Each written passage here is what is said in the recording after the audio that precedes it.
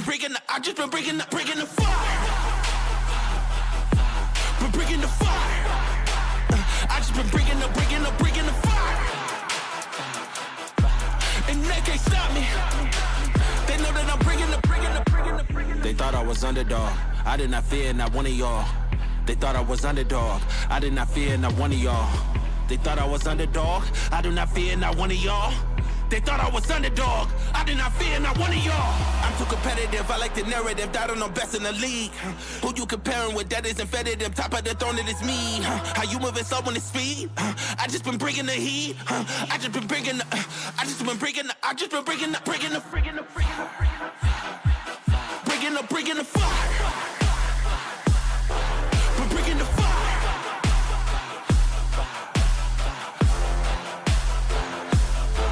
And they can't stop me. Been bringing the fire. Been bringing the fire. And they can't stop me. They know that I'm bringing the.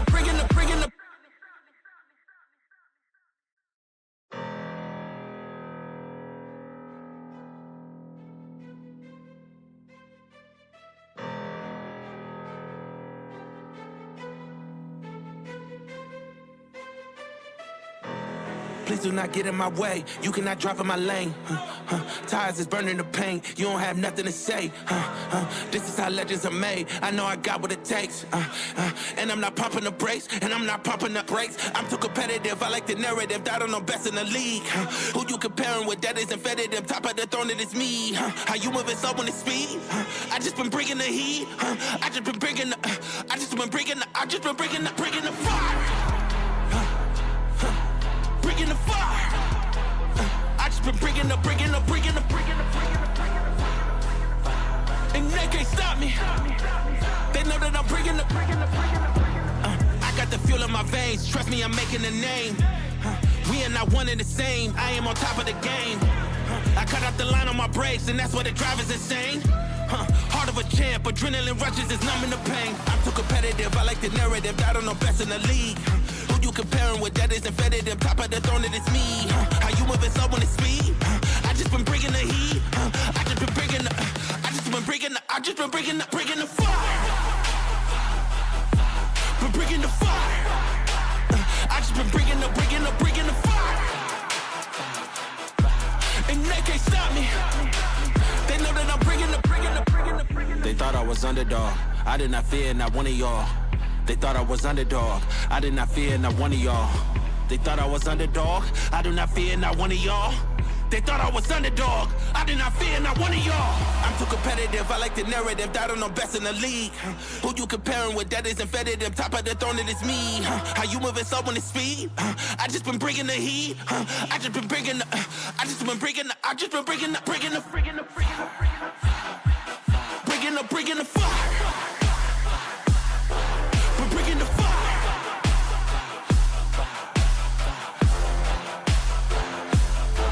And they can't stop me. Been bringing the fire. Been bringing the fire. And they can't stop me. They know that I'm bringing the.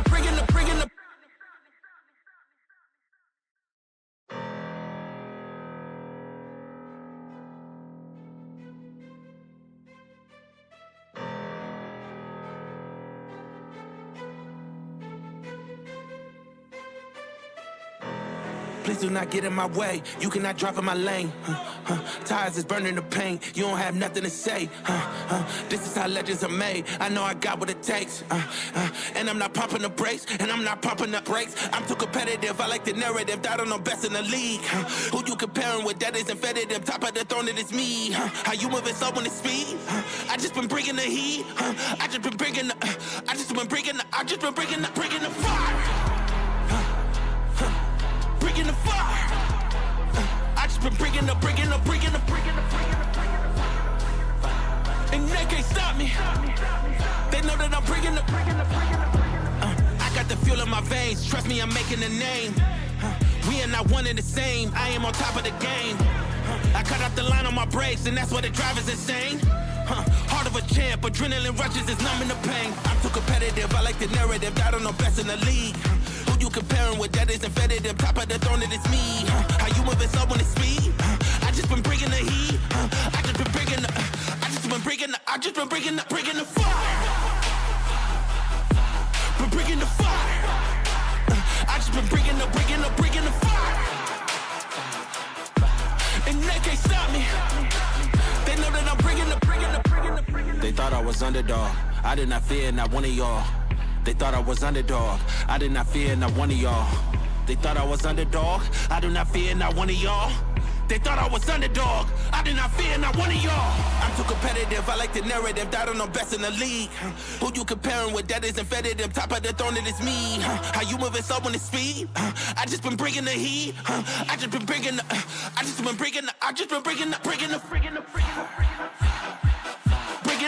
fire.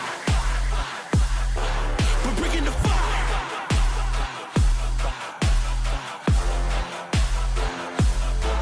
And they can't stop me. We're bringing the fire. We're bringing the fire. And they can't stop me. They know that I'm bringing the.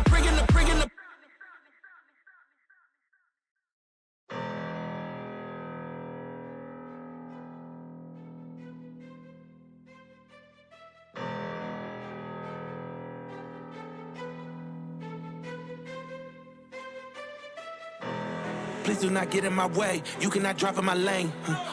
Tires is burning the paint. You don't have nothing to say.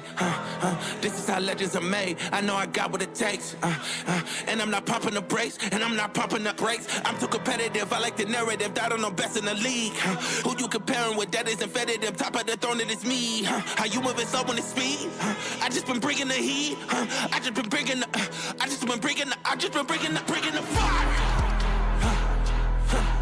Bringing the fire. I just been bringing the. And they can't stop me. They know that I'm bringing the. I got the fuel in my veins. Trust me, I'm making a name. We are not one and the same. I am on top of the game. I cut out the line on my brakes, and that's why the driver's insane.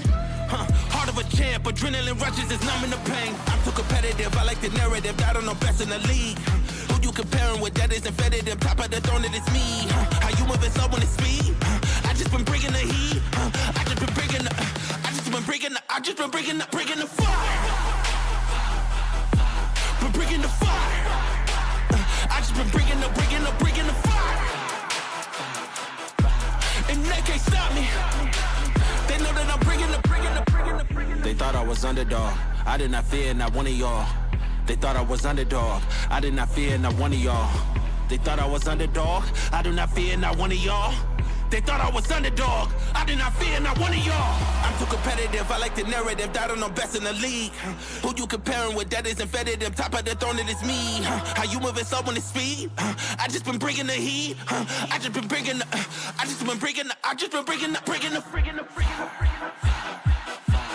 Bringing the fire. We're bringing the fire.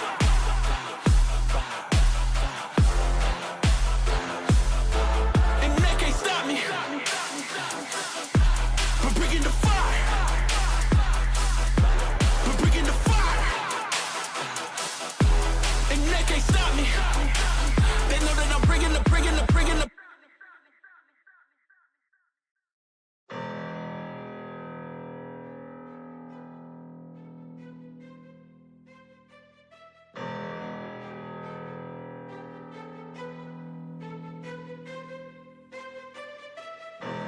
Please do not get in my way. You cannot drive in my lane. Tires is burning the paint. You don't have nothing to say. This is how legends are made. I know I got what it takes. And I'm not pumping the brakes. I'm too competitive. I like the narrative that I'm the best in the league. Who you comparing with that isn't fed them top of the throne that it's me. How you moving so when it's speed? I just been bringing the heat. I just been bringing the fire. Bringing the fire. I just been bringing the. And they can't stop me. They know that I'm bringing the. I got the fuel in my veins. Trust me, I'm making a name. We are not one and the same. I am on top of the game. I cut out the line on my brakes, and that's why the driver's insane. Heart of a champ, adrenaline rushes is numbing the pain. I'm too competitive, I like the narrative, I don't know best in the league. Who you comparing with, that isn't competitive, top of the throne, it is me. How you moving so when it's speed? I just been bringing the heat. I just been bringing the, bringing the fire. Been bringing the fire. I just been bringing the fire.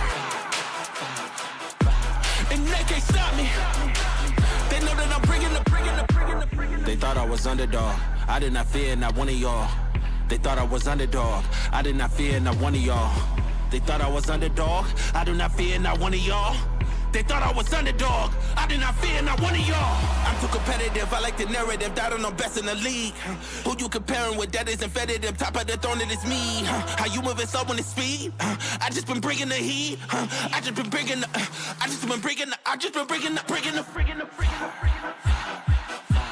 bringing the fire. Been bringing the fire.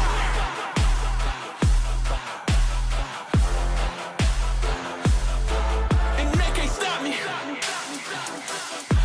Been bringing the fire. Been bringing the fire. And they can't stop me. They know that I'm bringing the.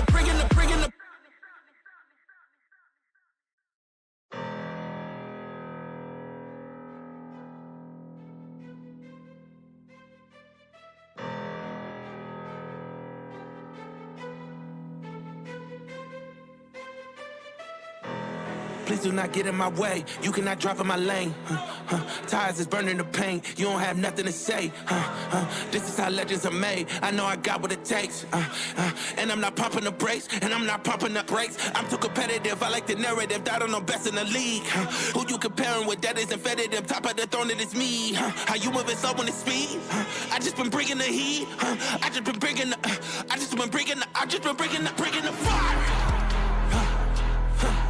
Bringing the fire. I just been bringing the. And they can't stop me. They know that I'm bringing the. I got the fuel in my veins. Trust me, I'm making a name. We are not one and the same. I am on top of the game.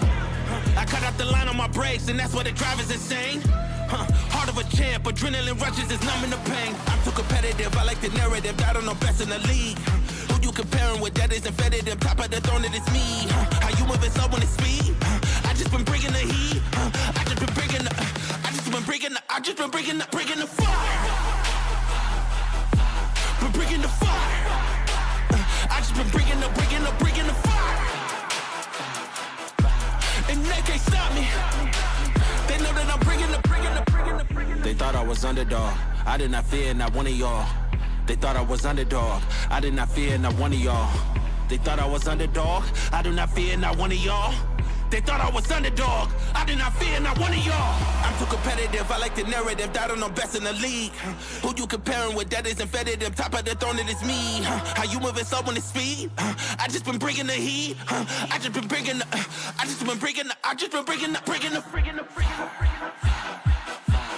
Bringing the fire. We're bringing the fire.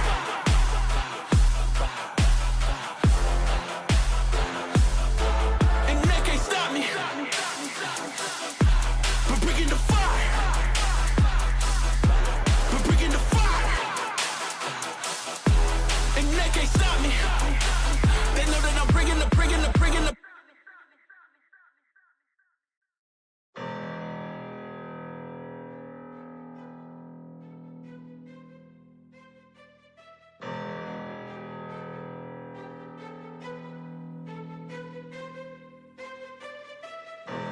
Please do not get in my way. You cannot drive in my lane. Tires is burning the paint. You don't have nothing to say. This is how legends are made. I know I got what it takes. And I'm not pumping the brakes. And I'm not pumping the brakes. I'm too competitive. I like the narrative. I don't know best in the league. Who you comparing with? That isn't competitive. Top of the throne, it is me. How you moving so when it's speed? I just been bringing the heat. I just been bringing the fire. Bringing the fire. I just been bringing the. and they can't stop me. They know that I'm bringing the. I got the fuel in my veins. Trust me, I'm making a name. We are not one and the same. I am on top of the game. I cut out the line on my brakes, and that's why the driver's insane. Heart of a champ, adrenaline rushes is numbing the pain. I'm too competitive, I like the narrative. I don't know best in the league. Who you comparing with? That isn't competitive. Top of the throne, it is me. How you moving slow when it's speed? I just been bringing the heat. I just been bringing the. I just been bringing the. I just been bringing the fire.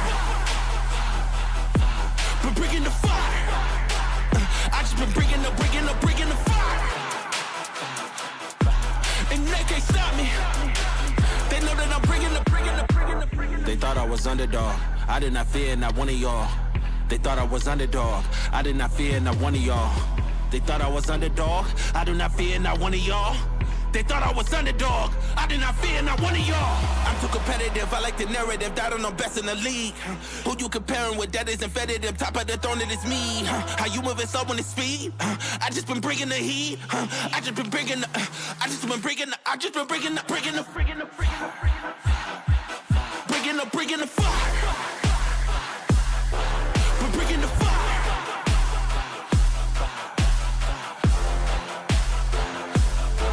And they can't stop me. We're bringing the fire. We're bringing the fire.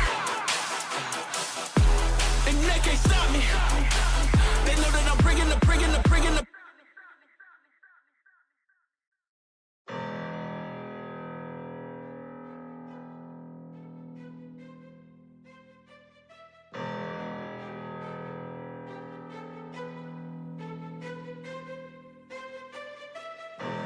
Please do not get in my way. You cannot drive in my lane.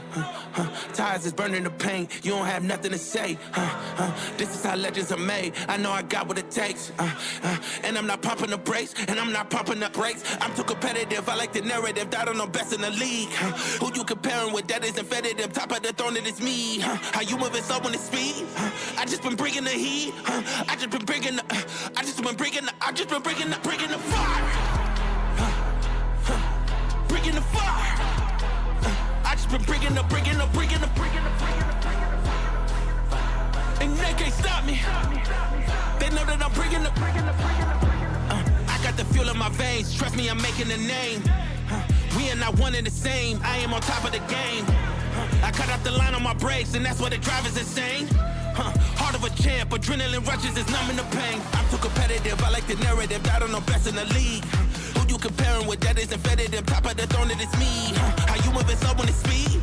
I just been bringing the heat. I just been bringing the. I just been bringing the. I just been bringing the fire.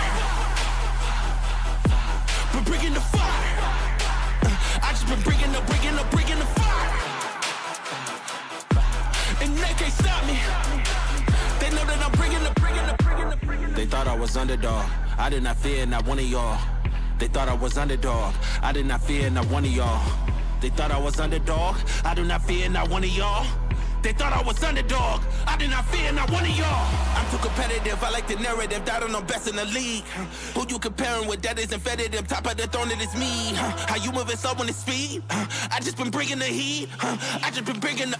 I just been bringing the. I just been bringing the. Bringing the fire. We're bringing the fire.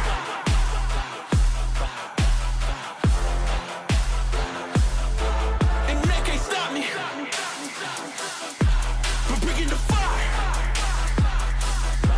We're bringing the fire. And they can't stop me. They know that I'm bringing the.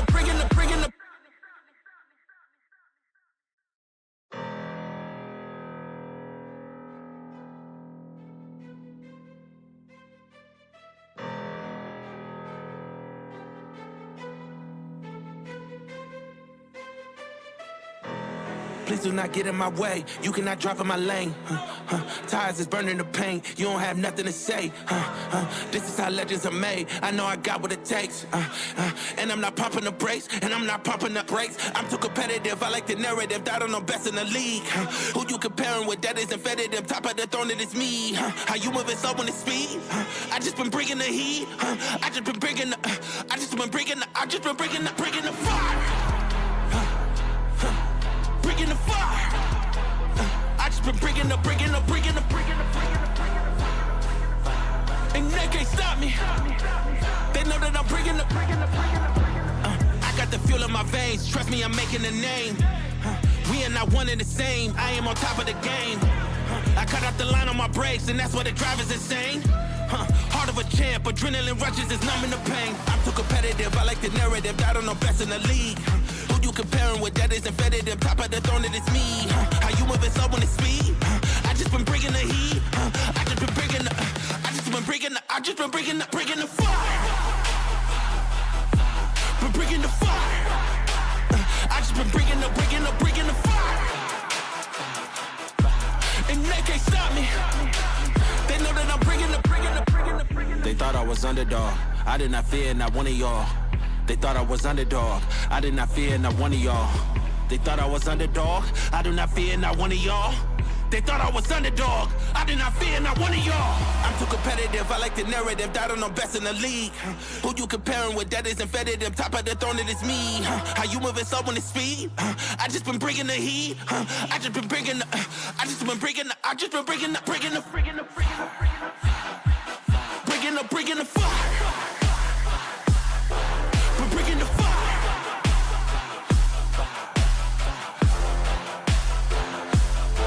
And they can't stop me.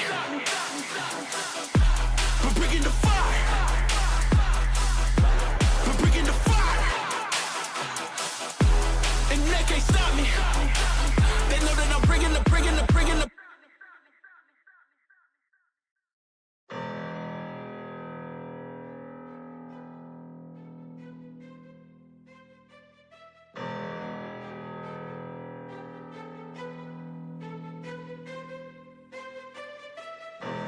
Please do not get in my way. You cannot drive in my lane.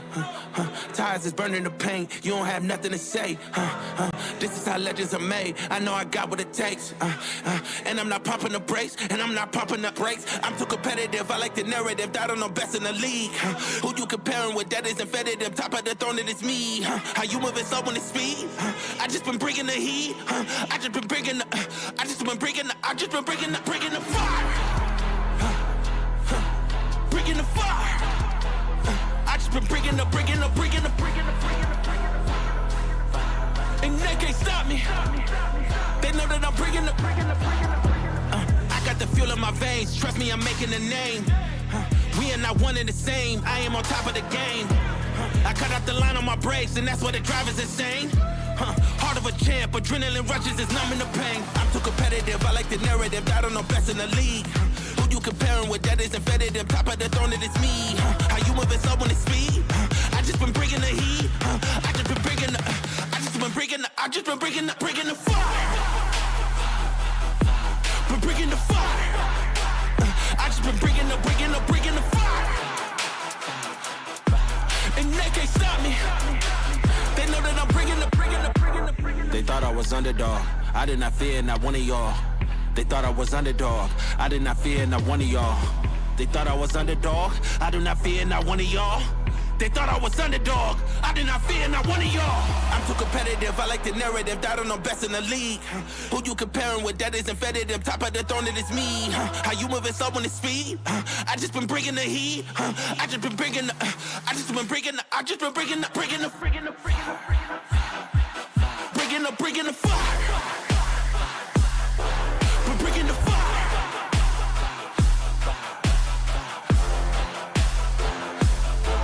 And they can't stop me. We're bringing the fire. We're bringing the fire.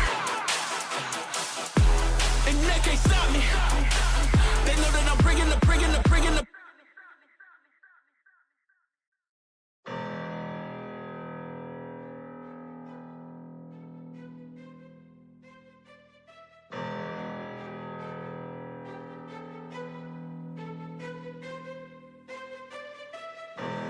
Please do not get in my way. You cannot drive in my lane. Tires is burning the pain. You don't have nothing to say. This is how legends are made. I know I got what it takes. And I'm not pumping the brakes. And I'm not pumping the brakes. I'm too competitive. I like the narrative. I don't know best in the league. Who you comparing with? That isn't competitive. Top of the throne, it is me. How you moving so when it's speed? I just been bringing the heat. I just been bringing the fire.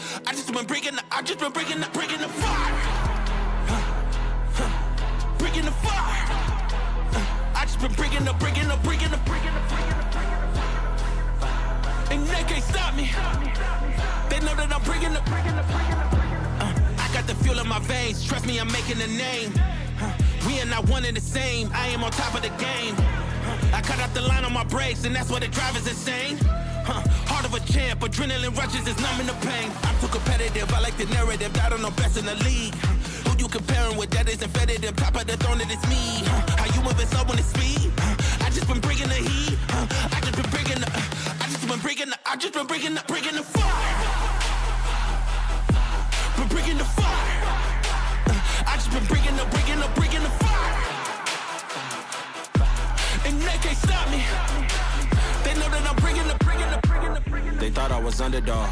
I did not fear not one of y'all. They thought I was underdog. I did not fear not one of y'all. They thought I was underdog. I do not fear not one of y'all. They thought I was underdog. I did not fear not one of y'all. I'm too competitive. I like the narrative. I don't know best in the league. Who you comparing with? That isn't competitive. Top of the throne, it is me. How you moving so when it's speed? I just been bringing the heat. I just been bringing the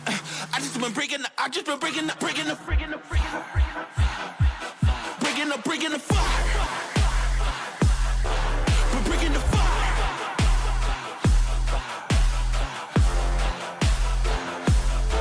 And they can't stop me. We're bringing the fire. We're bringing the fire. And they can't stop me. They know that I'm bringing the.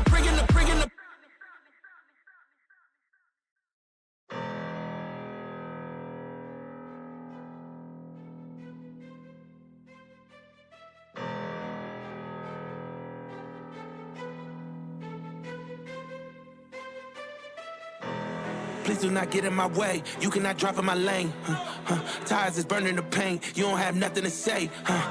This is how legends are made. I know I got what it takes. And I'm not pumping the brakes. I'm too competitive. I like the narrative. I don't know best in the league. Who you comparing with? That isn't competitive. Top of the throne, it is me. How you moving so when it's speed? I just been bringing the heat. I just been bringing the fire. Bringing the fire. I just been bringing the. And they can't stop me. They know that I'm bringing the. I got the fuel in my veins. Trust me, I'm making a name. We are not one and the same. I am on top of the game. I cut out the line on my brakes, and that's why the drive is insane. Heart of a champ, adrenaline rushes is numbing the pain. I'm too competitive, I like the narrative. I don't know best in the league. Who you comparing with? That isn't competitive. Top of the throne, it is me. How you moving so when it's speed? I just been bringing the heat. I just been bringing the fire. Been bringing the fire. I just been bringing the fire. And they can't stop me. They know that I'm bringing the. They thought I was underdog. I did not fear not one of y'all. They thought I was underdog. I did not fear not one of y'all. They thought I was underdog. I do not fear not one of y'all. They thought I was underdog. I did not fear not one of y'all. I'm too competitive. I like the narrative. I don't know best in the league. Who you comparing with? That isn't competitive. Top of the throne, it is me. How you moving so when it's speed? I just been bringing the heat. I just been bringing the.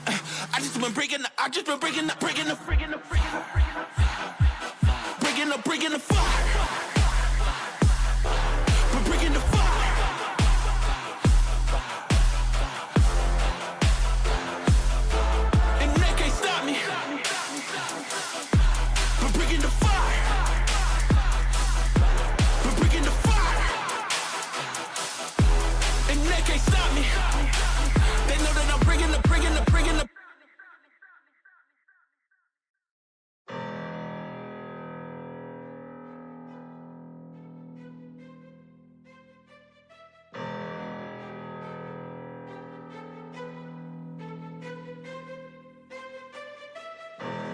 Please do not get in my way. You cannot drop in my lane.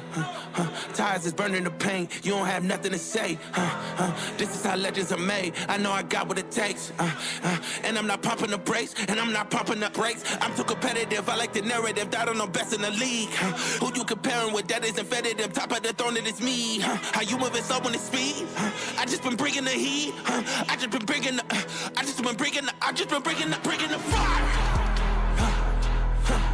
Bringing the fire. I just been bringing the. And they can't stop me. They know that I'm bringing the.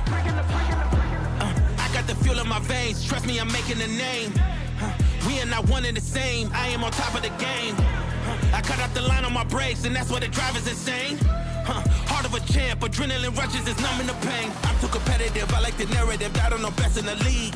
Who you comparing with? That isn't competitive. Top of the throne, it is me. How you moving so on the speed? I just been bringing the heat. I just been bringing the fire.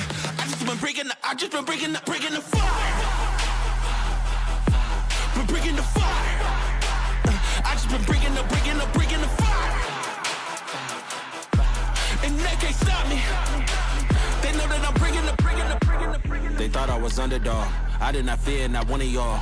They thought I was underdog. I did not fear not one of y'all. They thought I was underdog. I do not fear not one of y'all. They thought I was underdog. I did not fear not one of y'all. I'm too competitive. I like the narrative. That I'm the best in the league. Who you comparing with? That isn't competitive. Top of the throne, it is me. How you moving so on the speed? I just been bringing the heat. I just been bringing the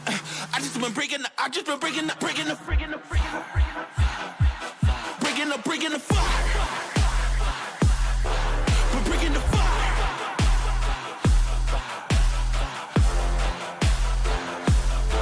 And they can't stop me. We're bringing the fire.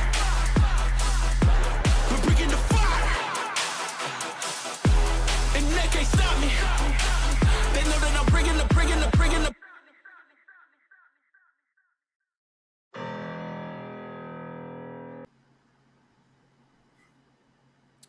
Hello everybody and welcome in to the 4th week of the Marvel Rivals Grassroots Weeklies. I'm Spartan Tano and I'm joined by the legendary Diatonic. How are you doing today, buddy? Hey, I'm doing really good, man. Week number 4, we're reunited back here once again, just like week number 1 all over again. And pretty similar standings so far overall for some of these teams. So, not a lot's changed between week 1 and 4, but I'm curious to see if somebody's going to throw a wrench in this thing here this week. Well, we do have a new team that joined us this week, Group FN, and of course, can they overcome Dawncore? That's the question, isn't it, Diatonic? It has been Dawncore's tournament all the way through, winning first 3 weeks. Can they continue that here in this 4th week, or will they be uprooted? Because that would be massive uproar.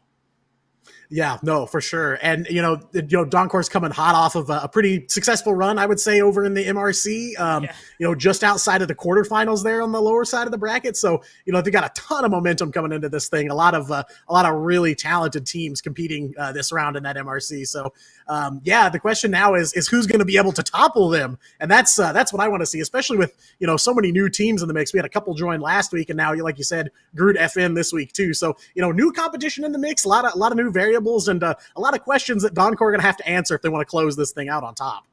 Yeah, 100%, buddy. It feels like it's one of those where, we're getting these new teams coming in and they're getting a lot of experience doing this, and that's why we do it. Like, we're having a look at last week's standings here with this amazing graphic, and of course, Dawncore completely uncontested last week, buddy, taking all 6 of their games, all 4 of their sets.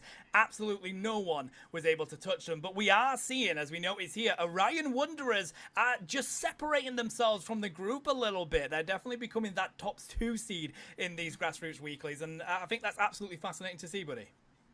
Yeah, they're really not too far behind Dawncore in the chase, for sure. I know Dawncore's been the talk of the town basically every single week of the MRGR, but it's nice to see a team kind of giving them a run for their money a little bit. And, I think we saw that when Orion first kind of showed up on the broadcast. We noticed that, they're a pretty solid team. They have some good plays here too, but, Dawncore, they've got a lot of really great textbook execution type stuff, very versatile team, really nice team comps overall. There's just a lot that impresses about them. So, of course, it's still anybody's game here. We've got a double elimination bracket going on for that money this week. So still kind of expect to see maybe somebody come out of left field here and really give them a run for that money. Yeah, I mean, these are our standings currently for the entire 4 weeks as we go into this final week here. Doncor, no surprise, absolutely leading the charge. And as we've already said, Orion Wanderers starting to separate themselves from the rest of the group. But then, I mean, Decoys are there as well, trying to catch Orion Wanderers. But as we have a look at the mid-table here, it's pretty much like the F1 season recently. Anyone's game in this mid-section here, Diatonic. And, of course, Groot, they're joining today, so they've not been in the previous weeks, which is why they're there with no points. So they're an unknown, which is what's so good about this week. We don't know how they're going to go. They could be the ones that topple the champions. Yeah, absolutely. And that's kind of the scary thing for a team like Doncor coming up against talent that they haven't seen up to now.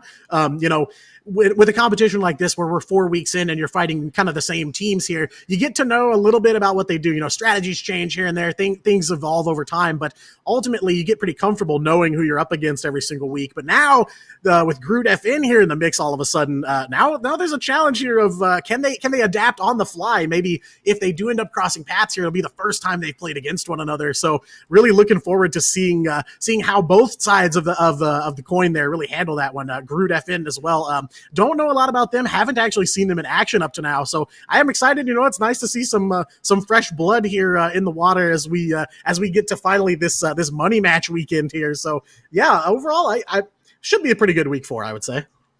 Yeah, as we say, it's $282, I believe, is up for grabs for one of these teams. It's going to be split between first place and second place. Now, as we already know, Doncor are there with 40 points, so they've been stomping this, but as we said, there are some unknowns here today. Ivy have been pretty impressive. I've enjoyed seeing them in these weeklies, and the thing is, they haven't given up at any point in this. We saw Eclipse having difficult games and losing in the last week. I don't think they managed to get any points in the last week, buddy, but they continue to come back and they continue to improve, and it's almost like they've got a little bit of a derby going on between those two teams, constantly at each other, and Decoy's just managing to sneak above Eclipse here.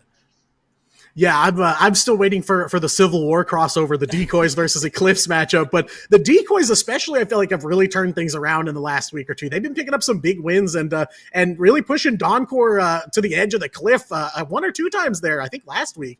So yeah, the militia squads there have really caught up over the course of this 4-week season, and I think that's the kind of stuff we want to see out of a tournament like this, right? These teams come in, maybe they're fresh, this is their first time competing outside of ranked or in game, and now by the end of it, they've really evolved and kind of come together as a team. So always great to see. Yeah, I mean, tournament play is always so different from that ranked attitude, isn't it? It's just a different breed, a different kind of way to play the game. And as we've seen in the entirety of Marvel Rivals, especially for the EMEA region, teams are improving, and they're improving quick. Nobody knows that better than Virtus Pro, finally being defeated in a couple of games, with not being able to even get themselves to that Ignite finals, which is just massive, completely impactful for the EMEA region. And it's shown even here at this level, Diatonic. With the Grassroots Weekly, we see this improvement coming week in, week out. Doncor have been dominant, but they've been pushed a little bit in these later weeks to nearly losing matches. And will we see them lose a match today? That's what I'm eager to find out. Yeah, it's interesting watching the EMEA region as a whole evolve. I'm an NA guy, I'm from America, but EMEA, I just see how intense the competition is over there, even on the grassroots level compared to NA. We've got a couple powerhouse teams here and there, but as you go down the line, it's not as close in competition. But EMEA, how do you only give them 2 invites to try to land, man? I mean, there are way more than 2 teams, even just in the Ignite roster, that deserve a spot there over in Guangzhou. So, I hope that as that region continues to evolve and grow as it has so far, that the attention on EMEA and the invite possibilities will continue to increase as well, because, man, it is almost a crime that Virtus Pro are not going to be there for the first LAN, kind of the first dominant team to emerge in Rivals Esports. It makes no sense to me, buddy. I mean, at least 4 teams need to go, in my opinion, and that's that's pretty low as well. It is one of those though where they've only got so many positions, but this is it.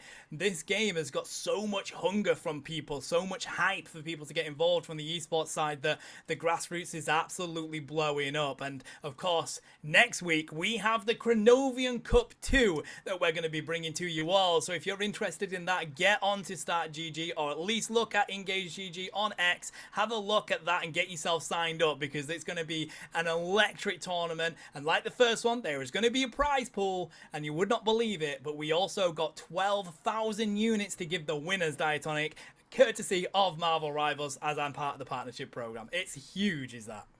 Yeah, a great evolution for Engage's events overall to have that direct connection now to Rivals. You'll love to see it.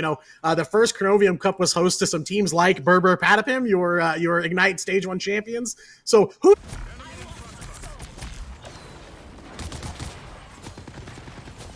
in the Marvel Rivals Grassroots Weekly, week number 4, I think we're just going straight into it. Yeah, right into the Dawncore versus Decoys here. This is the winners semifinals, correct? Yeah, we're just jumping straight into it, buddy. We were hoping this game would be over by now and we can bring in the winners finals, but it seems like they're taking this all to the wire. Dawncore have managed to win this first sub-map, and now it looks like they're trying to go on the defense here as Decoys are looking for a cheeky push. Yeah, as we can see up there, you're scoring on the top of the screen. Dawncore's already taken map number 1, but as we know, those militia squads, Decoys and Eclipse, have never been ones to give up here, and they are just going to keep taking the fight straight to them here on Spider Islands for map number 2. A tough map here offensively off the start, but so far, Decoys at least have made it out the gate there and about halfway to that first checkpoint with still about 3 minutes on the clock. Yeah, managing to keep them here at the spawn room, though, at the moment. It's all about the shields and trying to prevent that damage coming their way. Things trying to see if they can just get an approach down on this flank here. Has been able to back away, but we have got some huge amounts of damage coming in now, buddy. Trying to block it up again on the side of these Vanguards in the face of the thing, but it's going to be haymakers all day long, baby. Yeah, tank versus tank breaking even there. Lumique and Waldo over on the side of Decoys. No damage so far, but Lagon's going to come out with the Cloak and Dagger ult to try and get some sustain going for this team. So maybe they can engage on a team fight here. And Duck is following it up with a Psionic Seduction. They managed to pick off Alvium, and at least they've got 1 kill so far. As this team fight gets underway, Lumique goes down too. So frontline and backline are in trouble here for Dawncore, but Decoys are trying to hang in there and get some more progress on this payload here, and it looks like they're gonna manage to take it back here. Just 2 minutes left, half their time already gone here, as they are still trying to fight for that first checkpoint. And what I do like is the fact that Waldo is up there in the face of it, and it just means that they get to group everybody up for Glance to just rain down the damage on the side of that Moon Knight. But now we do have a response from Dawncore here, managing to get back onto the payload. Was just waiting for the extra Vanguard to come on in, and now Froston really getting up close with this shotgun. Gets the bubble from Kazaru, and that's going to be all she wrote for Decoys as they fall 1 by 1. Froston once again showing just how deadly he is on that Punisher. Already 4 elims picked up in this match so far, and there's plenty more where that came from for him here. But Decoys in control of the match so far. Just over 1:15 left on the clock here. Just inches left to go for that first checkpoint and that all-important time refresh. Ult economy slightly favoring Dawncore here, but Decoys are not far behind in the ultimate game. It's going to be 3-on-3 here, potentially in this team fight, maybe even 4-on-4 as we break into this thing here. Lumique still up there in front for Dawncore, trying to take some of the damage on that Doctor Strange portal and just keep that team alive while they charge up here. And now Effort's going to kick things off here with a Judge, Jury, and Executioner on that Punisher. Oh, can they find the KOs? But Sympathetic has managed to take them down in return. Hella shutting that one down the instant it was called in. We do see Cloak and Dagger trying to dive into the backside here. Final Judgment coming in the opposite way, but it's going to be Goddess of Death here by Sympathetic to just rain down their damage. Decoys are actually on the flank now for Dawncore, but it's going to be Kazaru that finds the KOs, and we see Decoys falling a little bit one by one, but he managing to get out of there on the side of Waldo. But again, this team has to be on a bit of a flank because they're getting backed up here, and the dive-in coming from that Moon Knight is going to be huge. Yeah, just not going Decoy's way here. 4 members of that team down, only 2 people standing for the Decoys. Dawncore in control on defense here, and with just a few seconds left to go, they're going to have to at least make an overtime touch, but nobody's there to do it, and Dawncore is going to stop them at 0 checkpoints. No real progress here from the Decoys, and it is going to be a tough defensive effort as we swap sides here at halftime. Yeah, that's not far to push it. I mean, of course, you do have a couple of corners leading up to that point that definitely are easier to defend. But the thing is, you've got to really weigh up how people go down, when they go down, because, of course, it's a long way from that spawn room, to be honest, buddy. So, and I liked that from Dawncore. We saw the second that we were losing a couple of players, Lumique going down, Kizaru putting up an absolute shift to enable the team to stay there and let that Vanguard get back into that fight. Yeah, really, really great response from Dawncore as Decoys tried to kick off that fight, and just no support ults to back up Decoys there. That sustain is so important when you're going into a fight where you're breaking even on the ult economy here. Tail of the tape here, you can see the stats breakdown. Sapatic leading the charge with 12 elims, 8 of those being final hits so far, and Kizaru showing his prowess on the Magneto once again, like he's done for the past 4 weeks. 10 elims and 5 final hits for him. And yeah, don't be fooled by the amount of progress that Decoys made. There is a lot to do here on offense to actually make it that far. So Decoys, I wouldn't count them out just yet, but it is going to be difficult for them here as we get ready for the doors to fly open. You know, the question here being, how quickly is Dawncore going to be able to get out from under this the avalanche that is the defensive hold here at the start of this map? Yeah, it can be difficult to do so, especially when they've got effort on the Hela on the side of Decoys. That's some pretty quick KOs, some pretty quick damage raining down. So Patik staying here on the Black Widow is so interesting, looking for those clean KOs from the get-go, just around those corners as we see them trying to make that approach here. So Patik's actually quite up front, and Decoys playing pretty well far back here, not even being concerned about that first corner. No, not at all. Kind of wanting to let Dawncore walk into them a little bit here, but is that going to pay off for him? That's a lot of free real estate for Dawncore to be able to push that payload up there. Already just 30 seconds off the clock, and they're making some serious progress here. So, you know, Decoys have got to try to hold on to every inch that they possibly can here. But right now, it looks like Dawncore kind of just walking at him, and they manage to pick off Duck there. So front line for Decoys now. Tanks going down a little bit, and that is going to make it that much harder to find the foothold that they're looking for here. Just a little bit over a minute of their time used up so far. Yeah, I'm not sure that was the right approach, buddy. The difficulty with Marvel Rivals is as soon as a team starts getting momentum, it's very difficult to stop them, and giving them that momentum is what Decoys have done there, giving them that space. Let's see if they can respond to it, though. They're falling down bit by bit, effort managing to get some healing, get back up from being KO'd. Lumique, though, here on the Black Panther, just looking for these quick KOs, although they're on Captain America. This is not the character you expect the Black Panther to go for, but he's not going to refuse the KO and finds it. Wow, the duel there, the 1v1, not how I expected the thing to end, but man, Black Panther seeing a lot more competitive play lately here, and Dawncore gonna take advantage of the opportunity to pop off here. Maddie throws down the CYA, covering their rears here, just to try and give them a little bit of sustain. One team fight win is all they need here, 1.2 meters left to go. They don't even need to win the fight, Tano, and they will push it to the victory. 2-0 for Dawncore against the Decoys here. Yeah, I feel like Decoys gave him too much room there, buddy. And as the most recent champions of the Grassroots Weekly, the undefeated champions, it's not the team you do that for. I gave momentum over to Dawncore, and they were always going to capitalize on that. It's at that stage, you're in that position, they only have to push it about 100 meters. You have to make them fight tooth and nail for every single meter at that stage, and they just gave him a little bit too much room. Yeah, I agree. The call to kind of stand back, you know, it works when you've got a lot more distance, at least a checkpoint or two here to work with, but just not enough room there to pull that play off. And it shows here as Dawncore once again emerging victorious in the first matchup here, and they are going to move on to the winners finals. There's your stats for this matchup. Kizaru ends that thing on MVP on the Magneto. So much damage for Vanguard there, as he will rack up 16 elims and 8 final hits. But Sapatic, we saw the Black Widow from him, seen it before. 9 final hits still, though, overall, and 13 elims total. So, yeah, really, stats definitely favoring Dawncore here as we wrap up that first match of the broadcast. And, if I had predictions running for this thing, I definitely would have predicted this. But, yeah, really, really solid stuff there from Dawncore right off the bat. It is great to see some players picking up this Black Widow and bringing it into these tournaments, though, Diatonic. I mean, yeah. It's always going to be the hero that people are like, they need to do something with this. But I love seeing some people bring it out and have success with it. That's what I love about these kind of tournaments. Now, the next people that they're going to be taking on here, buddy, is Orion Wanderers. Dawncore versus Orion Wanderers. Now, this should be electric. They're in second place. They have managed to really push Dawncore to the edge. It's going to be a fantastic set, is this? Yeah, we're getting treated to a really good winners final here. You know, seed 1 versus seed 2, man, you can't ask for anything better. And these two have crossed paths before, and Orion, I think, has held their own pretty well. But you know, after 4 weeks of competition, now the question is, have they sharpened their skills enough? Have they leveled up their game enough to be able to take on this? I think Doncor ended up maybe top 8, top 16 in the MRC. So definitely a really emergent talent in the EMEA region for sure. And now we got to ask, can they do this thing here in week number 4?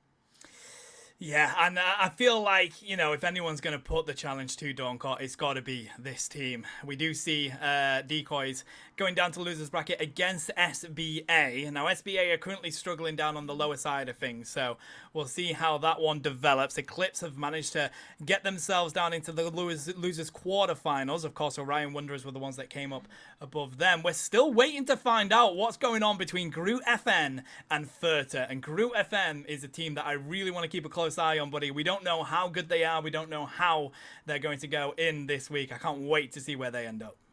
Yeah, they really have the element of surprise on their side. Even for me, I haven't actually gotten to see them play yet at all. So, yeah, it's a really big question for a lot of these teams. And I know Therta is one of the newer teams as well. I think they first showed up last week. So two of the newer teams in the MRGR clashing down here. But, you know, looking a step or two ahead in that bracket, I do see the potential for that Civil War match that I've been begging for so long now. The two militia squads potentially crossing paths if Decoys can take out SBA and Eclipse can beat whoever wins between Groot and Therta. That would be I'm with you, buddy. I want that Civil War action, and I want one of them to play Cap, one of them to play Iron Man. We need it coming into that. But we are going to take a quick short break here, chat, while we get this next game set up for you. Grab yourself a drink, grab yourself a snack. We'll be back with you very shortly.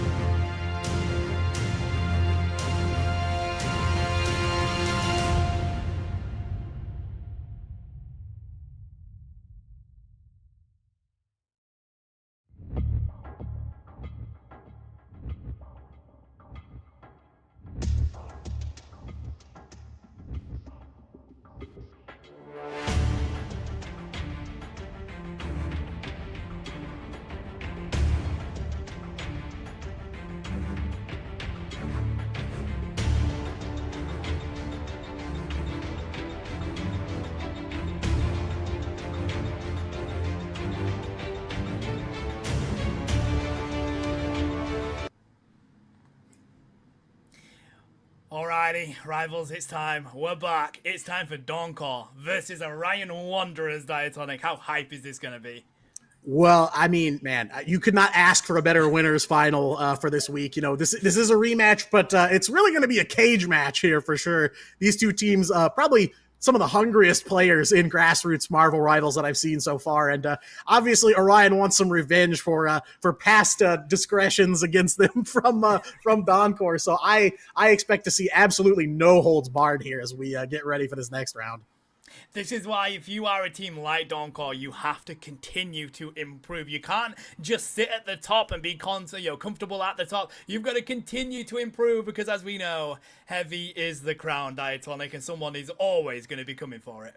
Yeah, and it just keeps getting heavier as time goes on, right? You rack up more wins. I could point to a team like Envy on the NA side of Rivals Esports. Felt like coming into Ignite, they were a pretty strong team, and I felt like they got a little complacent, and it really showed. In the group stage, they struggled a little bit, and ultimately they ended up qualifying, and they're going to be at the LAN tournament in China. But Doncor has to look at teams like that and understand the story behind it and say, okay, we need to keep improving. We need to find new ways to pick up wins because we've seen a lot of environmental plays from Doncor. They're really good at holding choke points, but people can figure those things out, right? You complete a download of that team and say, okay, now we know you're going to choke us out here, so we're going to do this instead. So it's really going to come down to, did Orion do their homework, and did they come up with something fresh here to bring out against Doncor?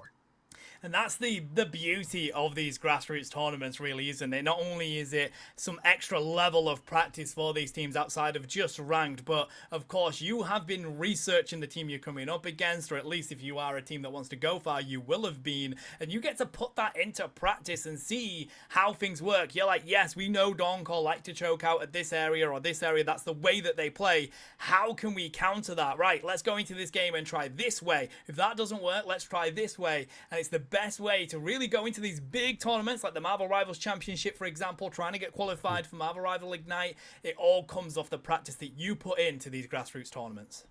Yeah, 100%. And, at the beginning of the MRGR, a lot of these teams being grassroots, there's just not a lot of tape of them and not a lot for you to look at and research and know which players are the deadliest or what strategies to look out for. But now we've got 3 whole weeks of play here, and several of these teams have had multiple matches on broadcast. So I think we've noticed over time matches becoming more competitive as these teams kind of get more familiar with one another. So, that's kind of the ecosystem that the Grassroots Weekly has built up over time, is that ability to start researching your opponents and figuring out, new ways to kind of level up the game and kind of keep taking a step forward and trying to stay ahead of those opposing teams that you're up against every single week.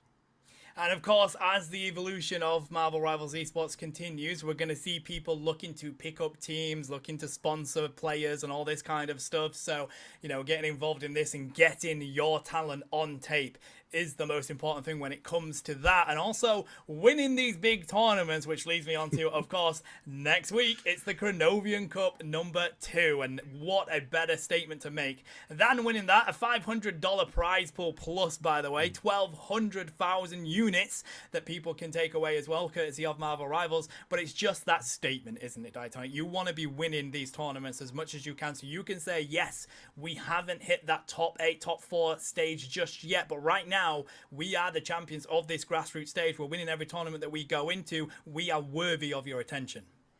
Yeah, 100%. It's about finding opportunities to put the talent out there and get it in front of some of these prospective orgs that are maybe on the fence about getting into Rivals Esports without some kind of squad with some success behind them. And, I can't think of a better opportunity than something like the Cronovium Cup. In the past, we've seen Ignite competitors like Berber Patapim and Zero Tenacity in the first one. So, that's where the next Ignite champions are born in an event like that. But before they get to that stage, we have another matchup here between Doncor and Orion Wanderers. Like we said, a rematch between these two teams for winners finals here in week number 4. And Chano, I guess the question now is, what's the pick and ban strategy against a team like Doncor? How do you stop them from getting access to their strongest weapons? Well, this is it, because you also want to get access to your strongest weapons, which, this is why this pick and ban phase is so good, being able to ban out certain heroes for your opposition and things like this. So as we see here, all right, Ronda was locking in the Emma Frost. We see so many teams are so dominant on being able to keep this around. I mean, Doncor, they're really comfortable having Emma Frost on the field. Yeah, Kizaru is at this tier of play. Kizaru is one of the best Emma Frost players that I have ever seen. He got access to it several times in the MRC, and it immediately paid off for them. Kind of blew up in the face of the enemy teams that didn't go for that Emma Frost ban. But Orion is going to also hang on to her too. So I'm curious to see if they're actually going to bust her out here.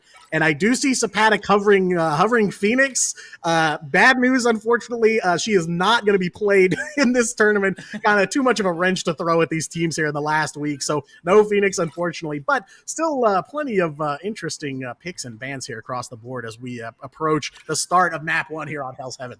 I love how right now Dawncore are just banning out every possible strategist that they can make. We've got no Lunar Snow, no Cloak and Dagger here. Let's see what they go with for the rest of it. That's why we had to have that Protect here on the side of the Invisible Woman for Orion Wanderer, knowing that, yeah, those bans on those strategists, they're going to continue to come as Loki get looked. Oh, it was going to be Loki, but it's Black Panther coming out here for Dawncore.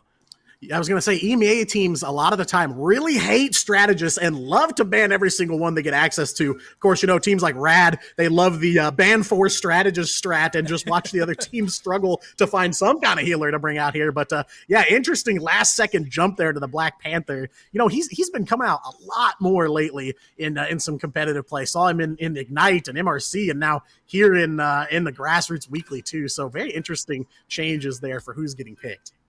Still, we see Bucky being in charge of a lot of these games, which is why we see the ban coming out here. So that's not going to be playable for Dawncore. And I love the fact that with the recent changes that we've had, we're getting the rise of some of these characters. Buddy, Black Panther now being a bit of a nuisance for people. Of course, before that, we had the Assassin Jeff that was just frustrating. So, you know, that's why we like these changes. We like these patches coming in. What I also really like is Froston looking to get a bit freaky here on the Human Torch. Yeah, absolutely. And but Greg, interestingly enough, gonna maybe do a little bit of counter pick here because the Thing has a new ability as of season 3, and he's got the ability to not skip leg day and jump straight into the air at those flyers. He's got a new punch that he can hit him with and give him a few seconds of stun to knock flyers out of the air. So Greg and Froston, maybe not. Maybe we're not going to see it, but maybe going to see some Thing action here as it looks like Dawncore at least opting to stick on that Human Torch. Yeah, I think Greg's going to rotate back once they've got those armor shields out, buddy. But of course, you know, just looking at the Thing and being like, it flies now? Like, what?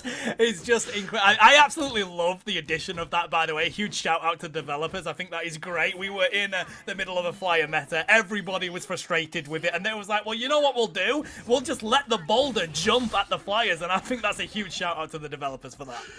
Yeah, Rock is really beating paper now, it feels like, given the Thing an ability like that for sure. But it does make it more viable now. We've got a new competitively viable Vanguard here, as I really feel like one of the biggest drawbacks to him was his inability to do anything about flyers here. So I'm going to have to see if that pick pays off for Orion Wanderer here. Starting off on Hell's Heaven, as I always say, for some teams it's hell, and for some teams it's heaven. And the question is, for Dawncore and Orion Wanderers, which is which? Well, looks like Orion are going the heaven route at the moment from this top side, looking to get some clean KOs in the flank before they even go for the cap on the objective. Dawncore are down there, now it's going to be contested as we see Greg with haymakers all day to send Albion back to the spawn room. Now Dawncore in trouble right off the bat here. 3 members down. Kizaru goes down. Maddie falls too, and Orion is going to be in control, the driver's seat here, as this match kicks off. They are looking for blood, and they're smelling it in the water here already. Look at the numbers here. No elims for Dawncore so far as Orion Wanderers going to get that first cap here. And of course, Kavev here, we've seen him on Wolverine before. Going to get some atomic fastball action here. Classic team up that we're still holding on to, even in Season 3. Yeah, we were talking about Rock versus Paper. What about Adamantium versus Fire, buddy, as they try and launch them in? And nope, they don't manage to pick them up, but they're right into the backside here, straight onto the Vanguards. That's what you want from Wolverine. Lumique in the sky here. We get a little bit of lag as they do fall onto the point, but they're going to find the KO, and now that's one huge Vanguard down for Dawncore.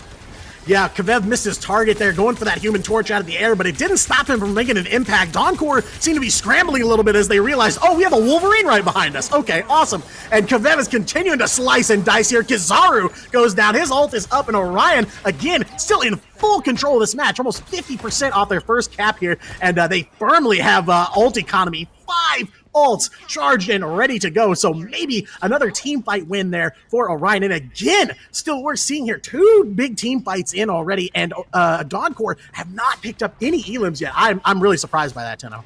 This is absolutely fascinating, buddy. This is not the way that we expect Dawncore to play, and of course it is domination. It's so different to, you know, those convoy maps, and you've got to play a different style, and it seems like right now Orion Wonders have found their style of play. Froston looking to see if they can get around on the flank here, manages to find the clones on the Loki. We're going to see the choke slam coming out onto the thing. Doesn't budge them one bit, though. Do get stunned. We see Matty dropping out the Cloak and Dagger ultimate as well, as these haymakers are going to continue to rain on in. Diving onto the Wolverine here. I love the fact that Lumika's rotated here onto the thing. Final judgment from Sapatic is enough to push Orion Wanderers off the point.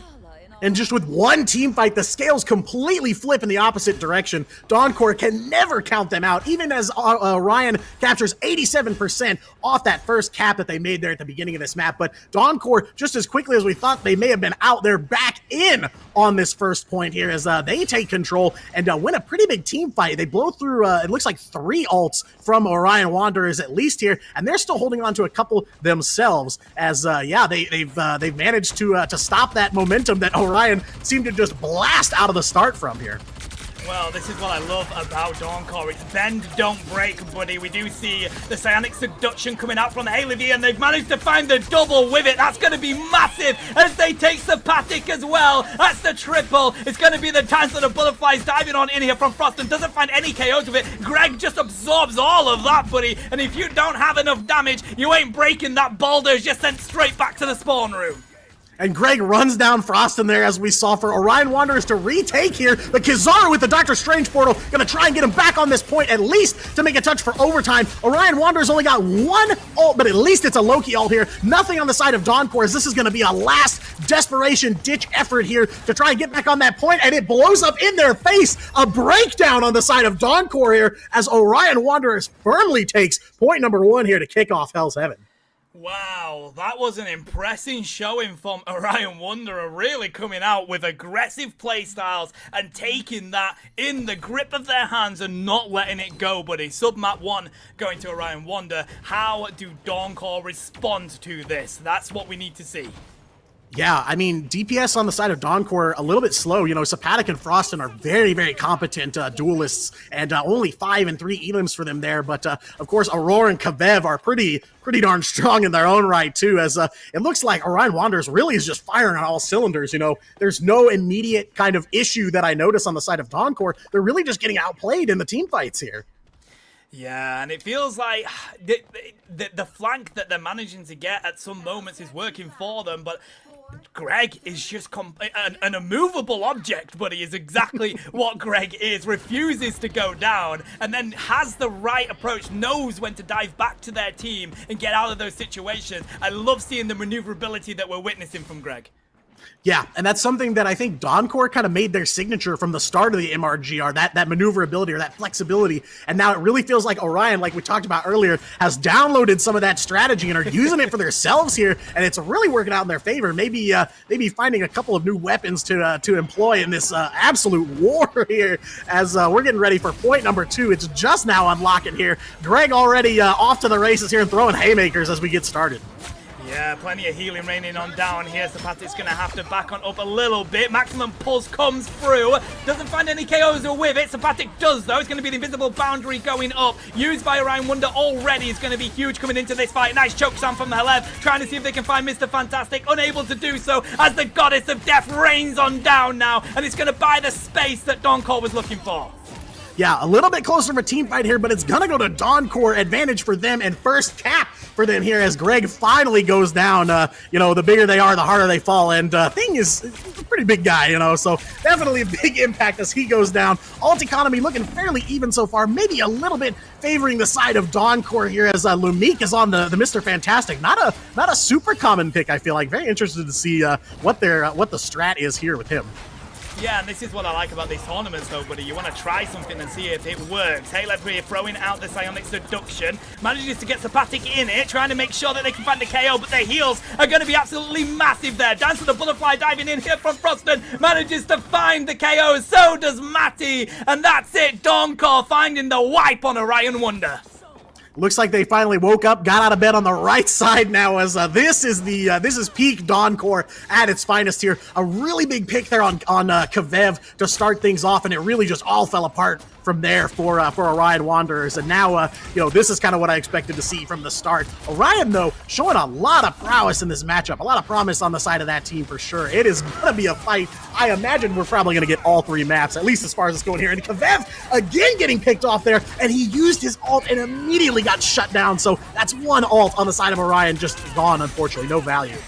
Very quick response from Donkor to it, and that's what we love to see. Psionic Seduction manages to grab 3, doesn't find any KOs with it though, and with this invisible boundary going on up, Orion Wonder are on the mad approach. We see Kraken Impact coming out from Arrow, hasn't found any KOs yet, but we do see the side going down. Sapatic rains down the damage from above, finds 2, finds 3, he's looking for more here with the headshot. It's going to be Kizaru that finds it. Orion Wonder back to the spawn room. Wow, and you can see it there in front of your very eyes. The stats have completely flipped around here, where we saw Dawncore really struggling to get elims at the start of that last point. Now all that's been erased, and it's almost going to be a 0 to 100 on the second point here for Dawncore. No response from Orion Wanderers there with that huge ace at the very end to seal the deal there and get Dawncore on the board. And we're 1-1 here. We're going to get point number 3 on the first map. Buddy, we were talking about how did Dawncore respond. Well, that is how they respond. A complete shutout for, pardon me, Orion Wonder there. And it just honestly felt like they couldn't get the approaches that they were looking for. We saw them go onto that top side to begin with. That's the approach that we see from Orion Wonder so much. But they're straight on the point on the side of Dawncore. The second that we saw that flank coming in from Wolverine, Dawncore had recognized it, were on it, got the KO instantly.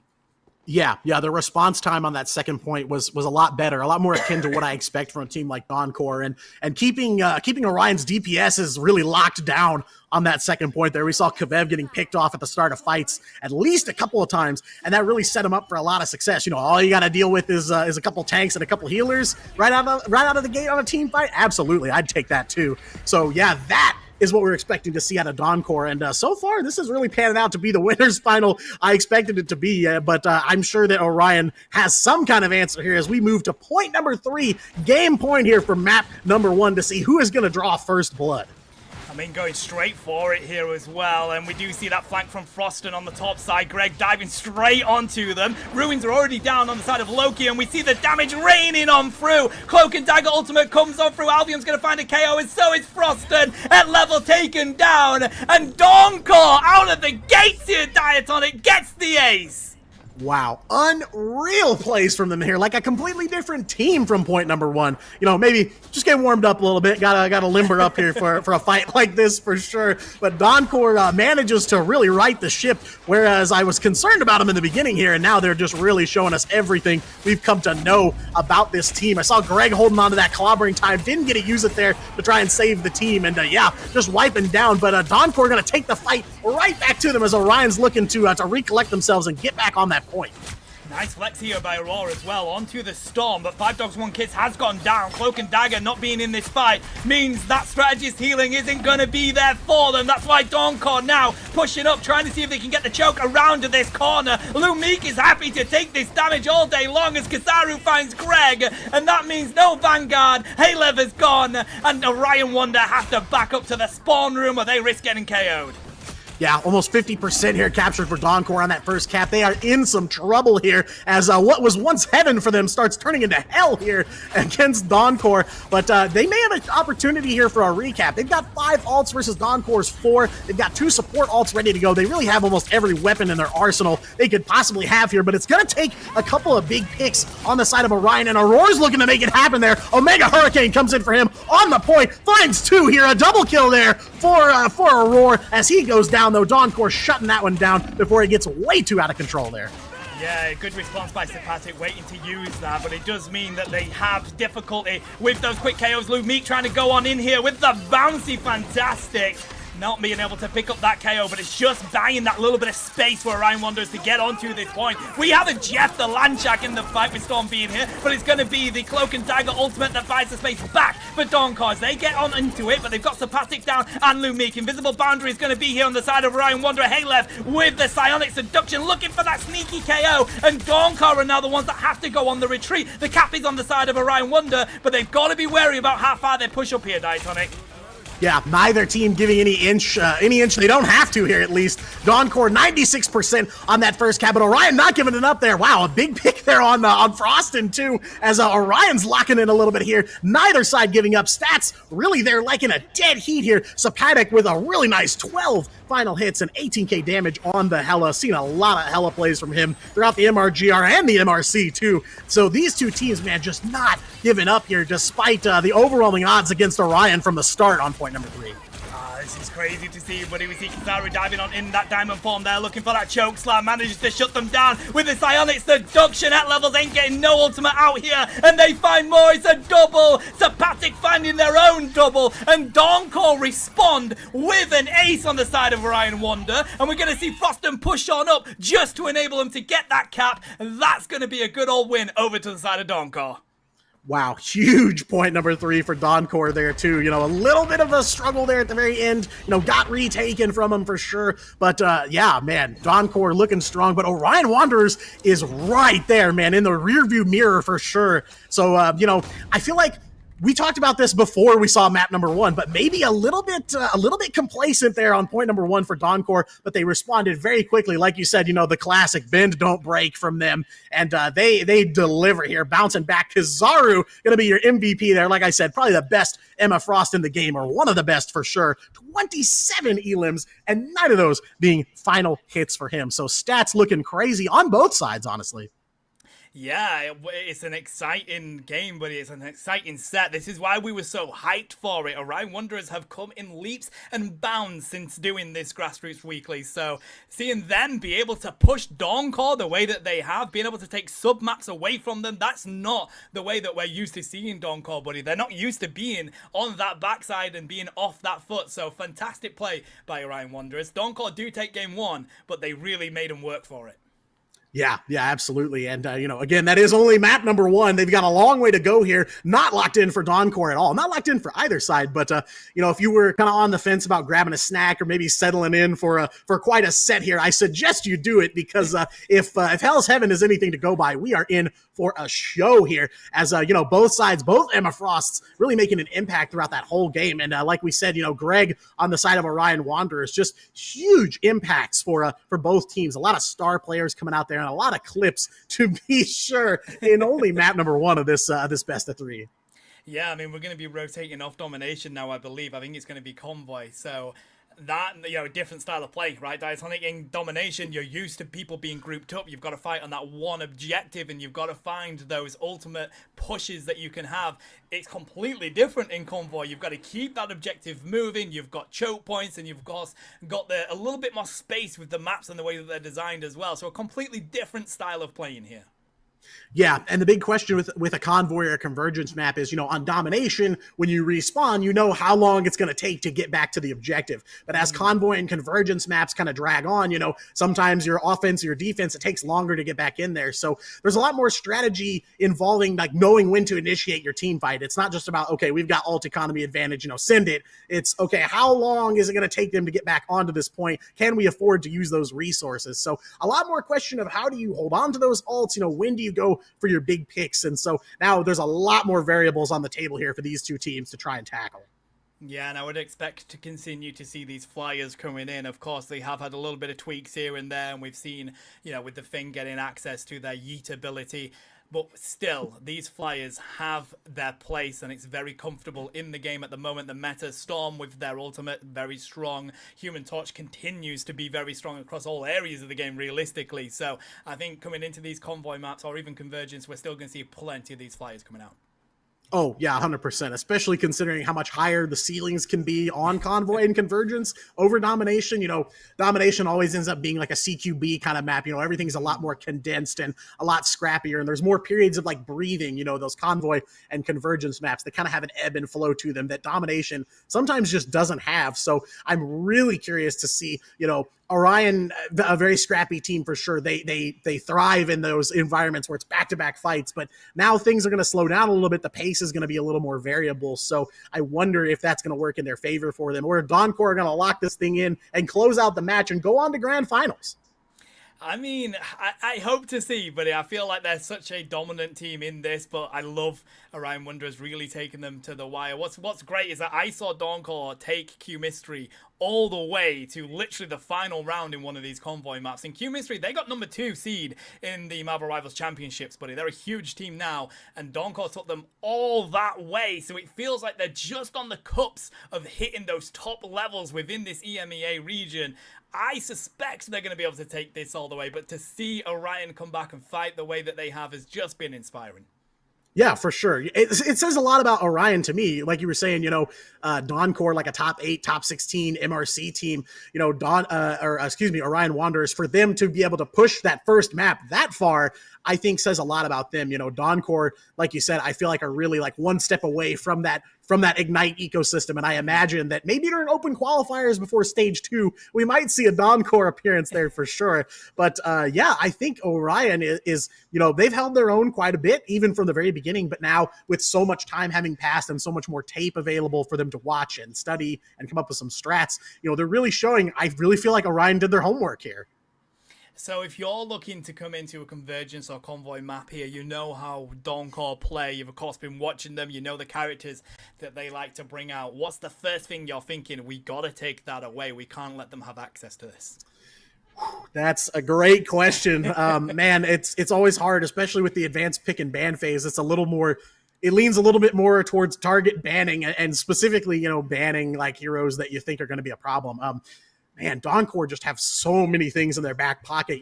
Who do you go after? Because every single person on Dawncore is really good at their job. So, okay, we'll take out the strategist, but then you got DPS and tank to deal with. Okay, let's ban Emma Frost this time and keep it away from Kizaru. But there's just so much on the table here that it's really hard for them to try and get like a target ban. Dawncore, anything but a team of one tricks. So I am curious to see how this is going to pan out, but so far, Tano, it looks like they're sticking to mostly the same pick and ban strategy here. Yeah, so this is why I was thinking you've got to have a look at taking Kizaru away from this Emma Frost. I think it's just too good. He's so comfortable on it, which is exactly why we see Dawncore get the protecting straight away here. You have a character that has great flexibility, but they are so confident on this Emma Frost that it's definitely one of the cores that they build their comps with, buddy. So great shout out to lock that in from the get-go, and it looks like Dawncore are going to continue with the strategist bans here, and Orion Wanderer again a little bit of action with that with a Cloak and Dagger ban as well.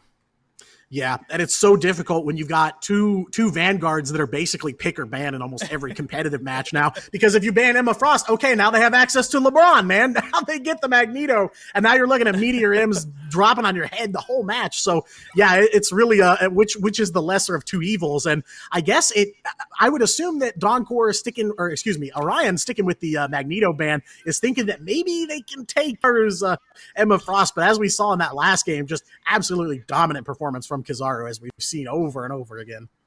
Maybe they feel that they've got the matchup there with Emma Frost and they think that they can probably peak Kizaru with it. But of course, we haven't seen that happen yet. So let's see what Orion Wanderers want to do from that approach. They're going to save the Cloak and Dagger for themselves, banning it for Dawncore. Now, we have seen a bit of a rise with this strategy recently. We saw plenty of people complaining about the fact that the ultimate was tweaked, but people love it now because of the space that it can buy your team, right? It's such a long way of being able to buy some space for your team. Yeah, and again, like I said, EMEA teams, man, they hate strategists. They really do here, as we've got a crazy lineup of strat bans again. But there's the pick and ban spread for map number 2. Moving on to Yggdrasil Path here for some convoy action, as Dawncore, again, going to hold on to that Emma Frost. Does not take Kizaru long to figure out what he's going to do in this match. But interestingly, Lumik is going to stick with the Mr. Fantastic. Is there something new about Season 3 Mr. Fantastic that I just don't know yet?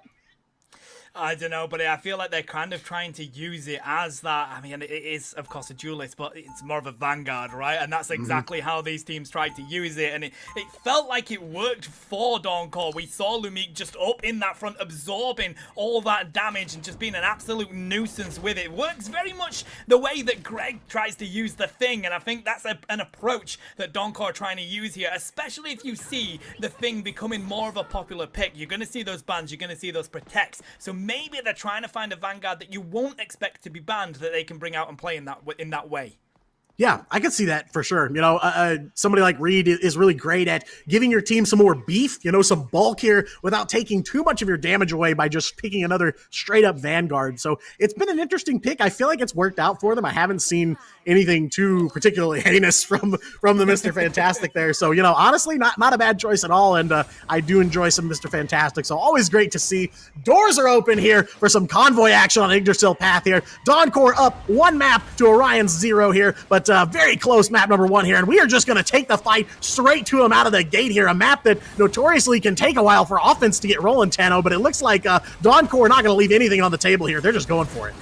I mean, getting rolling is what they're looking for. It's Black Panther that finds the first KO, though, as Aurora tries to throw these beams their way, looking to see if they can sneak it onto Kizaru. Gets very weak, manages to get back to their strategist, though, and then they do rain down the damage, finding that one on the side of Greg and Halo, but Serpatic, again, being an absolute nuisance for Orion Wonder to handle. Yeah, they found Kavev, but it was really Aurora they needed to look out for. There are already 2 picks in favor of Orion here, so a quick start for Dawncore, but very quickly capped off by some overhead chest beam action from Aurora there right off the bat. And of course, Frostin back on the Psylocke. They're in some trouble, but healing on point for Dawncore again. All rolls firing on all cylinders here, especially at this level of competition. But Aurora in trouble there. Sapatic finds him, picks him off, and now Orion is in trouble. The avalanche that is Dawncore crashing down on their heads here as they're going to get some free real estate on this payload here. Yeah, opens up a massive amount of space here, and they're probably going to be able to get this uncontested. We see Orion Wanderers trying to see if they can rush on back.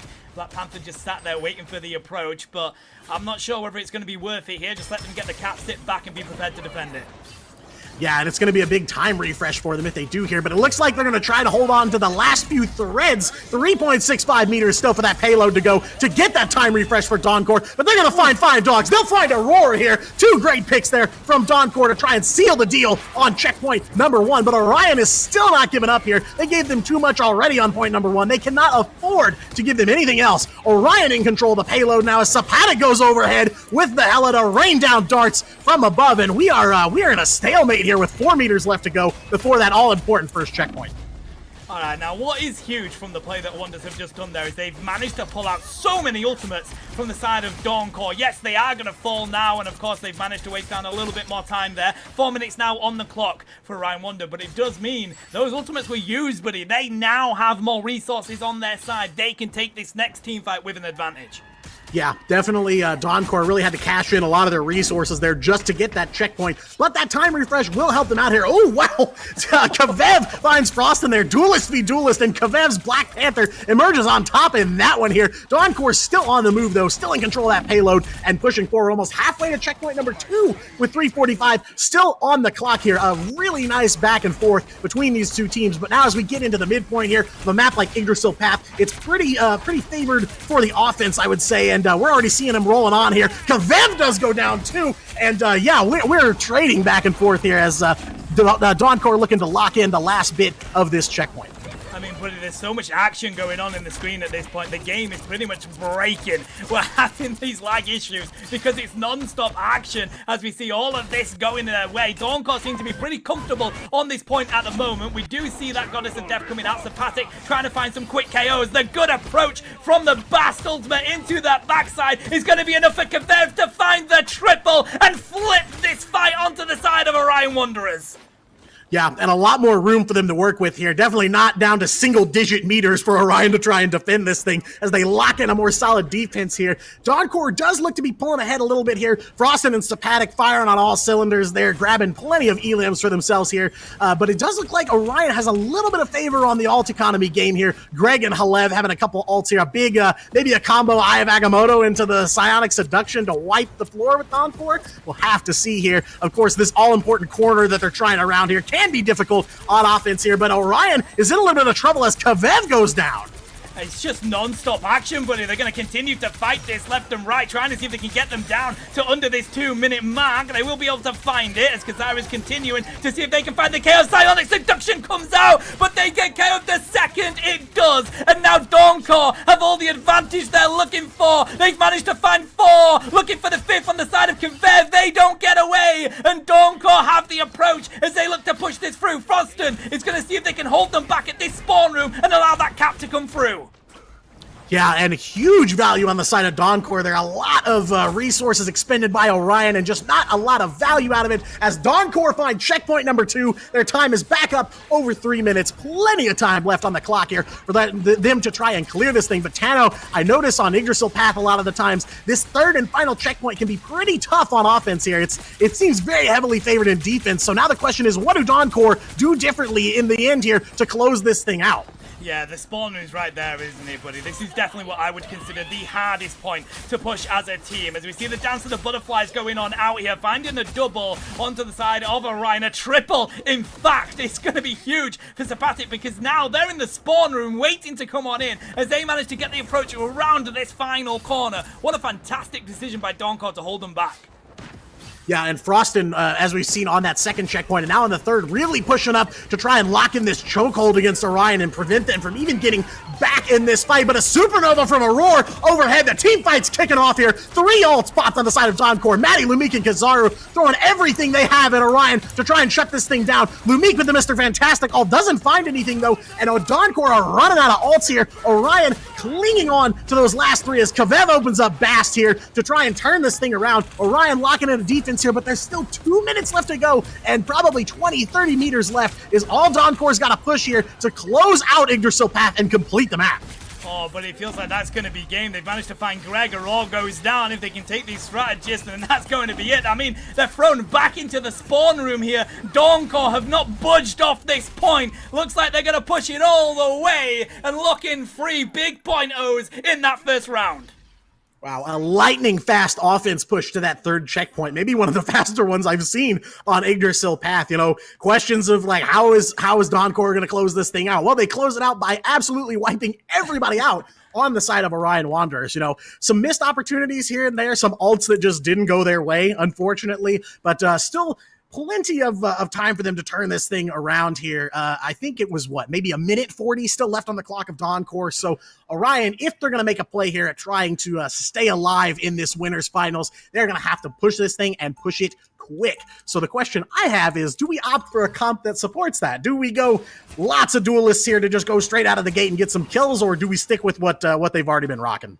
I like your approach, mate. I think it'd be a good shout. Try and go for that fast momentum push. And I feel like when a team is so used to being on top, that can sometimes catch them off balance. And then, of course, you're in a position where you've got to respond to that. And you've got to respond to it quickly, because the more momentum that team manages to gather, the harder it is to stop them. Now, as we have a look at the lock-ins that we're getting here, yes, we're going to see plenty of DPS coming out to play. Kavev is going to lock in the Punisher here, but Greg is going to be on 4 coming out for this battle.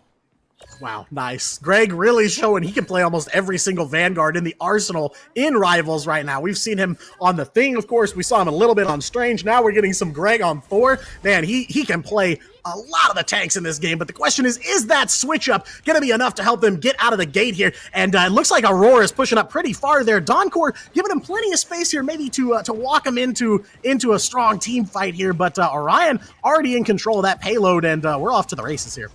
Yeah, I think this is actually a smart play by Dawncore, and I think more teams should look at doing this. You want to try and hold them just at this corner here, buddy, because you've got more of that line of sight, and the Orion aren't going to have it in their spawn room, so they have to come on out and go into this fight, and that's exactly how they find these KOs. Kizaru has taken down her Lev there, 1 Vanguard down, Greg falls as well, and this is it. Now straight back to that spawn room, because your Vanguards are down, and you have to wait for them to spawn back in.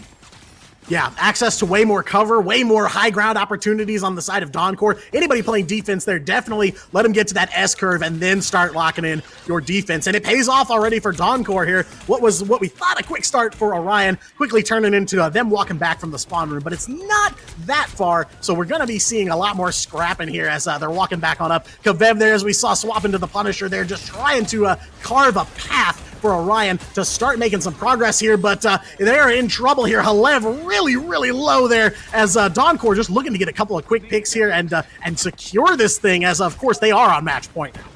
Yeah, and I was about to say that it is at that stage where you kind of need to look at, changing things up a little bit here, which is why I love Aurora coming out here with the Hawkeye, looking to see if they can get some clean picks onto these squishies, but of course they're going to go down by Frostin, and that's going to be too much for Orion Wanderers to handle. Dawncore, they're comfortable here, buddy. As we see the pushing from Luigi, they are so comfortable in the position that they're in, and it's going to be really hard to break them off it. We need to see more flexibility coming out from Orion Wanderers now. Yeah, and they're in some serious trouble here. Dawncore are going to have 6 ults as Orion manages to pick themselves up off the floor here, but they're not going to be too far behind. So 2 minutes left to go, plenty of time left for a big fight to break out here, and it's going to be an explosive one. You know, this is Dawncore's opportunity to kind of clinch in this big win here, as we can see they're taking some high ground opportunity. Frostin again just throwing down flames from above, and he's finding his mark there. A big pick on Greg, and now he follows it up with a double kill, takes out Kavev as well. Damage on the side of Orion Wander is down, and this is a big opportunity for Dawncore. Only 1 ult used so far, and Sapatic finds a pick on that Hela, and they are in control here with just a minute 30 left to go for Orion to make some kind of play here to get back in the fight. Only having to use 1 ultimate for that is just a legal play from Dawncore. That's ridiculous, being able to come out of that and still have majority of your team here, especially for the ultimates that matter so much in these team fights. Let's see if Orion Wonder can make the play. They've probably got 2 team fights left in this, buddy. They have all 5 ultimates ready to go, but Aurora has been picked so early on. Now they have to wait for that spawn. Yeah, absolutely. Every single pick that Dawncore gets now is huge, especially considering everybody on Orion's got ults. So that's yet another ult you've taken out of the fight. But Kavev is going for the final judgment here, trying to get some plays, get some damage going against Dawncore, who's still holding on to 5 ults. And Sapatic finds Greg once again. Unfortunately, the Thor swap just not enough in this matchup here so far. Lumique letting the Mr. Fantastic fly, but they do find Frostin here, as it looks like Orion's managing to get a few picks here. Maybe a stumble on the side of Dawncore, but still 4 ults left in the bank for them. Yeah, this is it. It felt like they wanted to hold on to their ultimates for this, maybe waiting for this final team fight for it, because now looking on the side of Orion Wanderers, they've used majority of theirs, buddy. They've just got that God of Thunder from Greg to rain on down, and of course, at levels as well. Now let's see if Dawncore can get here in time, though. With 15 seconds left on the clock, looks like they're going to be able to approach to at least see this on that overtime, and they're going to throw every single ultimate that they've got at this ready to rain on down, buddy. Frostin finds a roar here. They are going to use the Soundix seduction as well. Everything getting utilized to just get the ace onto the side of Orion Wonder. There's the Goddess of Thunder. Kizaru goes back, looks for that KO, gets them very, very weak as Frostin is just uncontested in the sky right now. They're the ones that are finding their peaks. At level gets back on in, but it ain't gonna be enough. Dawncore wiping through Orion Wonder as overtime is about to expire, and yet again, we have another shutout, Diatonic. Yeah, a massive gamble on the side of Dawncore to hold on to all those ults, but a gamble that pays off nonetheless here. 3-0 on Yggdrasil Path will lock it in for Dawncore, and they are moving on to Grand Finals. Maybe not a huge surprise there, but a major comeback there on map number 2, really turning things around. Not as competitive as Hell's Heaven for sure, and there is your MVP for map number 2. Well-deserved. Frostin on the Human Torch there. 38 elims for him will help lead Dawncore to a win here. Buddy, I can't believe he got away from that final judgment. It was just, nope, I'm out of here, buddy. Nope, ain't got time for that. Managed to get away from it. Of course, they do get caught, but yeah, a well-deserved MVP for Frostin there. Orion Wanderers, though, impressive, mate, and I liked the way that they tried to respond in that convoy map. It was difficult because Dawncore, they're so comfortable once they get in that approach of picking off the Vanguard so quickly, and they just will not be budged at that stage. As we say, once they have the momentum, it's very difficult to stop them, but it was a good effort from Orion.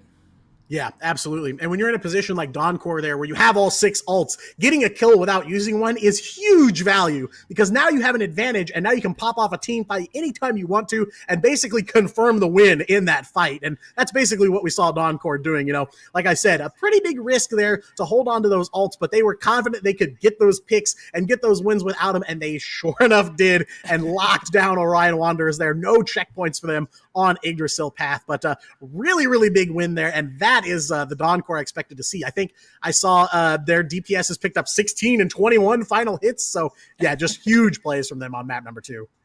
So, as we have a look at this bracket, we will head to a break while we get the next game set up for you guys. But as I just have a nosy here, Dawncore are going to sit comfortably in that grand final, waiting to see who they come up against. And we could have a rematch on our hands, buddy. We'll have to see. Decoys have managed to dominate this lower bracket, get themselves into the losers finals against Orion Wanderers. So that will be the game that we bring you next. We'll head to a quick break while we get it set up, chat. Grab yourself a drink, grab yourself a snack. We'll be back with you very shortly.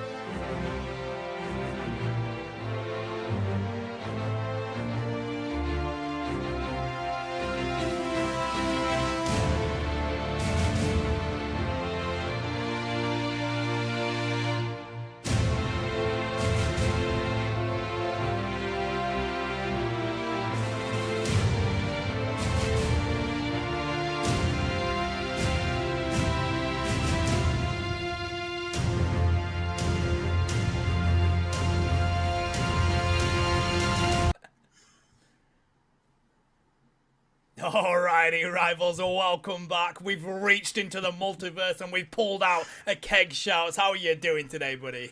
Well, I get a little seasick when I'm traveling through the multiverse, but I'll try my best not to projectile. Oh, he's gone. At least you didn't take the strange portal into the 500 penny mines. I mean, that happens sometimes. That's what it feels like. Listen, we had to do it, buddy, because you were here last week. You witnessed the domination that continues to be Dawncore. How was it last week, mate? Well, actually, it was such a strong performance from Dawncore that our time thread actually ended. We had a mass apocalypse, and the world just blipped out of existence. But luckily, you pulled me out just right at the perfect time. So I think I casted that, 30 seconds ago? I mean, if any team's going to do it, buddy, it seems to be this one. Me and Diatonic have been talking about how they just seem to be on the verge of hitting that sort of upper echelon of EMEA. They're just at that top 6, top 16 level, just trying to peek into that top 4. But it feels like every week they play here, Keg, they just improve and improve. Yeah, I mean, look, all the teams I think in these tournaments have been improving quite a bit. I think there is something special about Dawncore. I was just watching the last matchup, which you two beautifully casted, and I'm like, they're not doing anything crazy with their gameplay. They're just better mechanically than all the other teams. Like, yeah, it's just the basics you can boil it down to. But I've been really impressed with all the teams though so far. But I think Dawncore has this by far. Yeah, they're very fundamentally sorry, man. Sorry. I was just going to say they're very fundamentally a strong team. Like the building blocks of Marvel Rivals Esports, they're great at executing a lot of those things. So yeah, no surprise to see them so successful here this week too.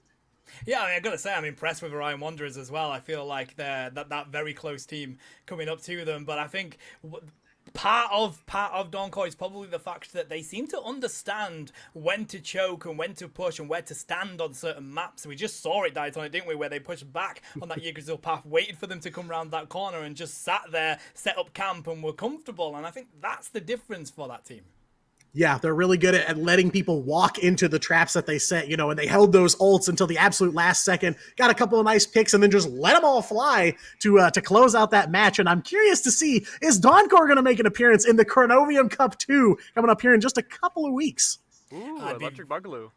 I'd be very surprised if we don't, buddy. Of course, look at that prize pool, $500+ here. And not only that, the 12,000 units that will go to the winning team, courtesy of Marvel Rivals themselves. It is a tournament that you definitely want to take part in. Berber Patapin dominated it in the last one, so it's going to be even more exciting coming into Cup 2.0. If you're interested in taking part in Marvel Rivals Esports, this is where you want to start. I mean, I think it goes without saying, right? But I think for the viewers at home, we need to see in the Chronovium Cup Berber Patapim versus Dawncore. For sure. Oh, yes. Yes. Agreed. It's this timeline, too. It's really the proving ground of future Rivals Esports champions there, Patapim going on to win Ignite Stage 1 for themselves. So curious to see, if Dawncore topples a team like Patapim, does that automatically elevate them to number 1 in EMEA? I mean, there's no way if you win Stage 1 that you're going to stay as Patapim, right? Like, surely you're going to become, maybe VP, maybe, like, who's to say that these two teams will have different names by the time they face up against each other again? I don't know. I mean, I would love them to stay as Patapim no matter who picks them up, because that would be so EMEA coded. It would be so exciting. That's but yeah. painfully true. It would be so much. What we are seeing here, though, as well, is as we've seen multiple teams taking part in these weeklies, and we're going to continue to do these throughout the year, so make sure you keep an eye on those INGAGE socials. But these teams that have been coming in and giving it their all, I mean, even SB Hay, they've managed to get a couple of wins here and there, so we're seeing them improve. You've already called it, Keg. Every team here seems to be improving, and it's these IV teams that you need to keep a close eye on as well. They've got two teams in it right here. We've not seen the Civil War match just yet, but they continue to make leaps and bounds here as well. I mean, they denied me. The important thing about having weeklies is that you're just using this as like going to the gym. Like, you can improve, you can work out your muscles, the team coordination, which again, Marvel Rivals is such a new game. Like, this is the time where you need to learn how team coordination operates on a high level, and that's going to give you the biggest advantage. Now, I in case you don't know, if it's not obvious, I'm not EMEA. I'm NA, but I mean, like, you know, we see Sentinels and 100 Thieves and Envy, right? I would still say they're the top 3 teams of North America. What makes them better than every other team is their team coordination, and Sentinels take it up an extra level with their synergy on top of that. So if we can see Patapim, well, maybe not necessarily here, but Dawn Core, for example, really harness into that energy, I think they for sure could make big waves, not even just in the Cronovium Cup. Let's think universally, the whole multiverse could be all Dawn Core. Oh my god, you know what? You might be onto something there, buddy. And, yeah, I hate it mean, when that happens. they're just so impressive. And I mean, I know we keep going on and on and on about them, chat, but it's because, you know, as esports casters, when you get to cast a team that seems to be just starting out and really making those massive mounds where they're just at this level and they seem to be the top of competition at Grassroots, it's so incredibly exciting, isn't it, Diatonic? You want to be able to cast every single game that these guys play because it's just so electric. Yeah, you know, I got to experience that firsthand a little bit. I casted a lot of games for Chemistry in MRC as they kind of made their way up, starting from top 128, and then to see them on the official stream with like 6,000 EMEA fans watching them play again in grand finals was crazy. So, you know, you get it's a little pride thing, like, you know, oh, hey, I saw those guys when they were in top 128 and I yelled over their rivals game. So it's the same kind of thing here.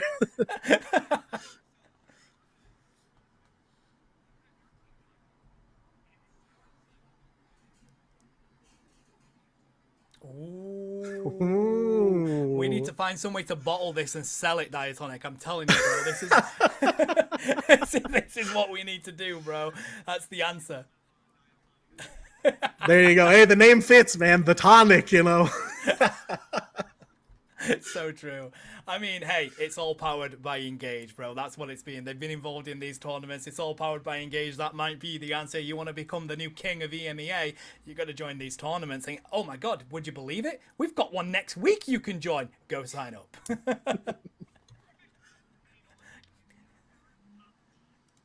Ooh. What would be, if you were going to join Marvel Rivals, what would be your team name? Come on. The Gorpers. Yeah, I could say I gorp a little bit, you know. Chat, can you tell that we're just trying to buy a little bit of time here? But I'm going to hand it off to you guys as you go into this game. Enjoy.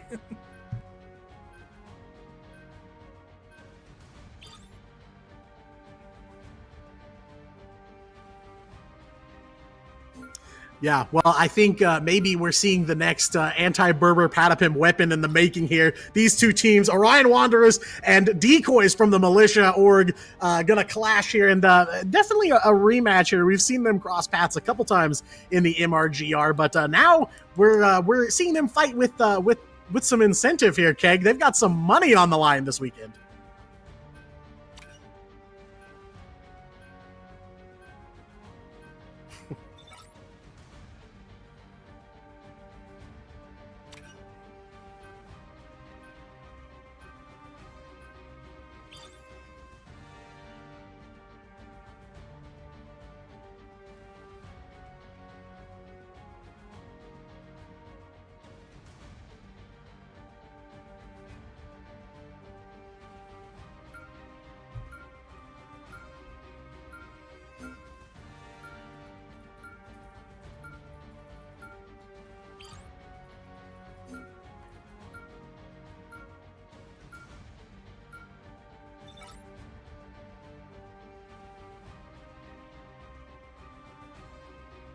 Yeah, and it looks like not as much strategist hate from these two teams as we've seen in the past here. We do see on the side of Decoys, they're going to ban out the Loki and the Luna Snow, probably two of the more threatening ones for sure there. But Orion Wanderer going to respond, also banning that Loki and closing it with a Cloak and Dagger ban. So picks and bans are in here. Interesting opening ban there, Keg. Like you were saying, you know, Magneto and Emma Frost are kind of like the ultimate pick or ban heroes right now in the game, and one team's got one, and one team has the other here. So interesting to see how those two titans are gonna clash here.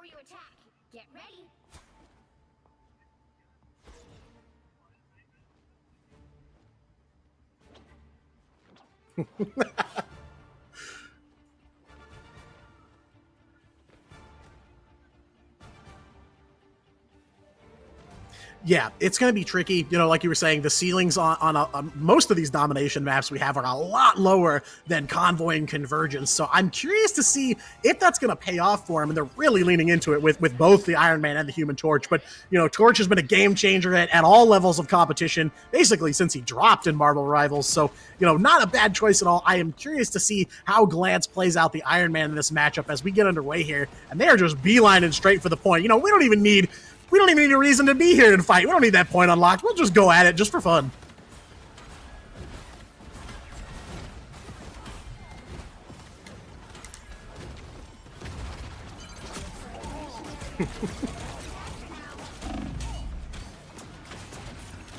That's better.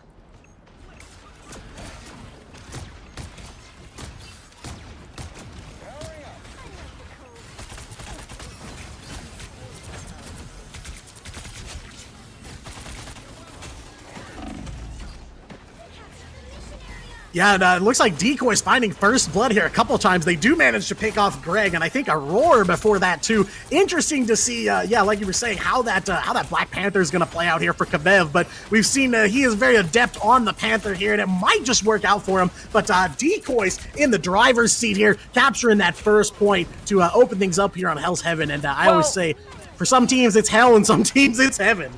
That's right, and guess what? I'm out of hell now. I'm now heavenly with my voice. Apparently, I could not be heard, which is unfortunate, but that's okay. You really didn't miss much from my voice. But guess what? I'm here now, and the question still exists. Is there a Black Panther, and how will it work out? The answer so far is one gigantic stalemate. We are seeing so much control now for Decoys to push on forwards, but the slaying power for Orion Wanderers just simply is not there. Storm's Omega Hurricane is finally out, and we're seeing a frag against the Decoys. That's going to be Lagoon, the Snow gone. On top of at the levels, Eternal Bond, which would be a great starter to get finally in. And now, holding on to this site, you have to wonder, Diatronic, will this be enough to hold the site after finally taking it? Yeah, and that's always the question, you know, how many resources do you expend to actually get control versus what do you hold on to defend it once you're in the driver's seat there, and once you've got that point for yourself there. Aurora jumping out to an early lead there, 5 elims and 3 final hits for him, already picking up the ace for Orion Wanderers so far. He's been cooking ever since that match with Dawncore that we just saw in Keg. You know, Orion really put up a fight on Hell's Heaven against a team like Dawncore here, so that has to speak to their power level, and I'm curious if, you know, Decoys has had a crazy run through the lower bracket so far today, but how long can they hold on against a team like Orion that can go toe-to-toe with Dawncore? What I can tell you right now, Diatronic, is that this is absolute chaos. Any which way you look, a flurry of colors. Roy G. Biv himself would be jealous about everything happening directly onto the point. But our question's been answered. Orion Wanderers are holding on to the point, but as soon as I say that, Hail backs away. The Groot is gone. We finally now see the Black Panther swap off the hit scan, and that's the answer necessary to take care of Glance and Effort, who, after taking point, are set up and ready for their own respective ultimates for the next push. I think that guarantees point 1 for Decoys. Yeah, they're pretty close to locking it in, and it's the commentator's curse, really. We can never be too sure in the booth because as soon as we call it, it's going to change. But you're right, Decoys. This happens. Decoys do manage to grab that point with no ults, and now they've got some, so they can really initiate this team fight here anytime they want, and they're going to kick it off. I did see a maximum pulse there from Glance. He only finds one, but it's a Roar that he manages to find here. It leans a little bit on the side of Decoys here, and they're just going to let the ults fly here just to try and pick off a few more. Stunned half of Orion Wanderers off the point there. Going to make it difficult for them to get in there and get this overtime touch, but they do manage it here. 99%, but Orion is not giving up just yet. Yeah, Effort went full Chapel Rowan and got Supernova off of 2, and that should have been enough to convert round number 1, but Orion Wanderers, props to them, hold on. Kevin Hawk, though, needs to survive here, absolutely able to do so. Aurora on the Storm. I had a lot of doubts about Flyers going into this matchup. They provided so much extra work. Aurora falling, though, is not going to, well, they did fall for a second, but now they are finally back. It's going to be a tough position to be in. It really is now up to Glance to find some sort of flank presence with his right click, but I'm not sure if he'll be able to do that. Yeah, and definitely somebody gonna have to pass the ibuprofen to Aurora there. His back's gotta be hurting after that 9 elims and 6 final hits he's racked up here just on point number 1, and it is a contested point here. 99% on the side of Decoys here, but Orion is crossing the 80% threshold as they did manage to kind of wipe the floor with the Decoys there, but just not a ton of ultimates there to try and hold on to this point. Fortunately, 5 Dogs does have that invisible barrier ready to go, so the sustain is in the back pocket here, but Lagan is gonna go ahead and throw out the fate of both worlds here to try and get something going for the Decoys. All they need to do is win a team fight, retake their point, and they will have point number 1 here, but we're off to a brutal start. There goes Hylev, there goes 5 Dogs, and Chaviv. Orion Wanderers in trouble here as the Decoys may be able to recap this thing and finish off point number 1. I love that combo. We saw Omega Hurricane on top of the Eternal Bond. That's going to be the Cloak and Dagger ultimate. Great to solidify extra space, but even through all of that, Decoys have been much more conservative with their ults. They like to dump it all at once. Seduction was good, but unfortunately was just not enough. Effort is so close to Agamotto, has to proc it almost immediately to find impact, but he's not able to survive. It's Greg! He diffs Waldo, and Waldo does revive, but it's simply not enough. The swap over to the Hela was everything for Orion Wanderers. Yeah, and an absolutely insane end to that point number 1. 99-99 overtime between these two teams. So now the question is, looking at power levels here, right? Dawncore, definitely dominant team for sure. Orion Wanderers showing some prowess against them, but now Decoys and Orion are pretty close too. So it looks like to me, Keg, the top half of the field here in the MRGR is way closer than we may have thought, and definitely closer than week number 1. Now, I just have to say that it's a battle for second place, though. Dawncore has been undefeated thus far in the weeklies, and we'll have to wait and see if that continues on forwards. That being said, though, again, I just came out of the blip of the multiverse. I was muted and no one knew. Very, very Penny seasick with all the mines. That's what it felt like. But finally here now, we get to see if Orion Wanderer can keep this streak on going of being one of the few that can contest against Dawncore later on. Things start off once again. Kev is going to continue on to the Hela. Again, this hit scan, high damage, so much impact. Effort now swaps away from the Human Torch into the Punisher. This could be a great way to melt down Aurora, who, on the Storm, found insurmountable impact against the Double Flyers. Yeah, far and away the MVP of the match so far. So it makes sense to me to make a quick swap there, staying versatile as these teams, if they've learned anything in these past few weeks, you gotta stay versatile in a game like Marvel Rivals. So putting in some effort here to try and find something to counter the Wanderers here. But, off to a really solid start, both of these teams. It's a lot more competitive than I was expecting.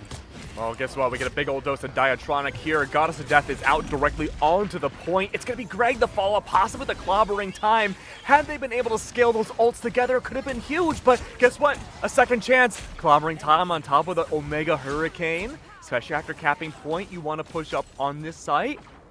Could be an instant team wipe against Decoys. Yeah, and with so much of that alt economy in their favor, I mean, Economics 101, they aced it for sure. I mean, they've been in control of alt economy, even against Dawncore on several occasions in that last set that we saw. So continuing to just kind of show that. Greg is going to let the clobbering time fly here. Decoy is going to respond with a couple ults here. Effort on the final judgment, looking to put some damage down. He finds Halev there, and he opens up this can of worms here as Decoys are grabbing some kills here. Going to take that retake right back, and Orion Wanderers 37% on first take. Not a bad start for them. Aurora drops the Omega Hurricane, but it's countered here. Decoys really cooking, starting from point number 2. Stats already starting to look a little more even, though. Aurora there continuing to rack up some kills there. 18 elims and 11 final hits for him.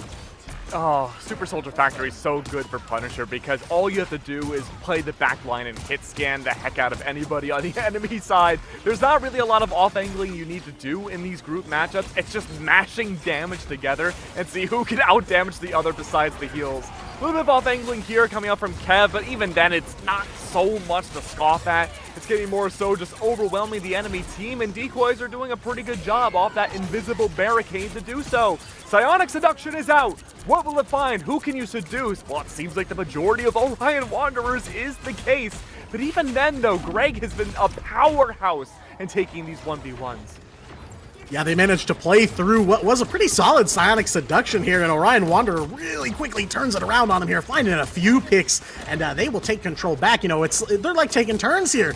Orion opens up, they get the first cap, Decoys makes a retake, Orion gets another retake of their own, and it is really back and forth here, but you can see just how badly Orion wants the run back against Dawncore, who are awaiting the winner of this set in grand finals there with that prize pool on the line. So no surprise here that it's no holds barred on point number 2 of L7.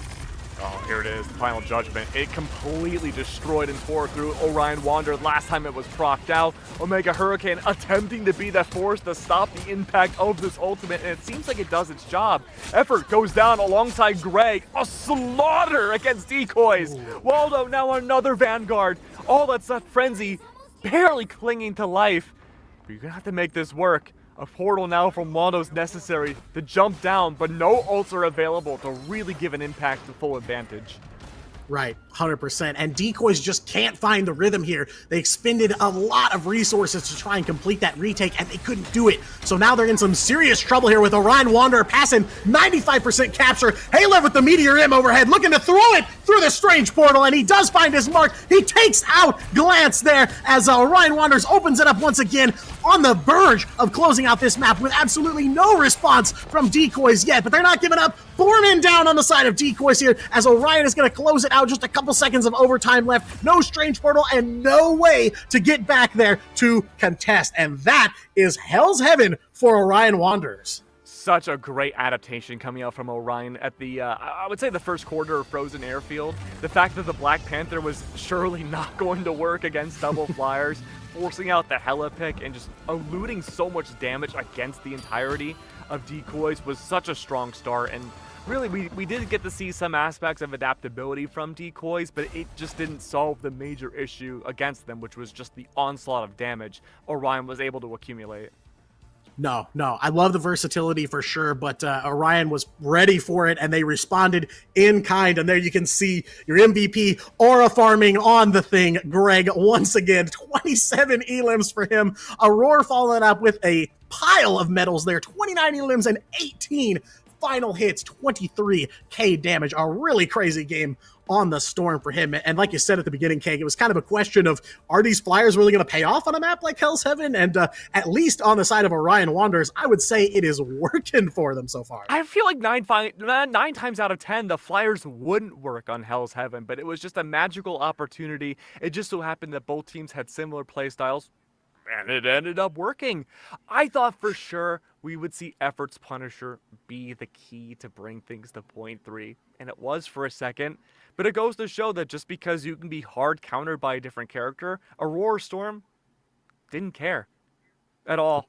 It was just like, okay, I'll just hurricane you.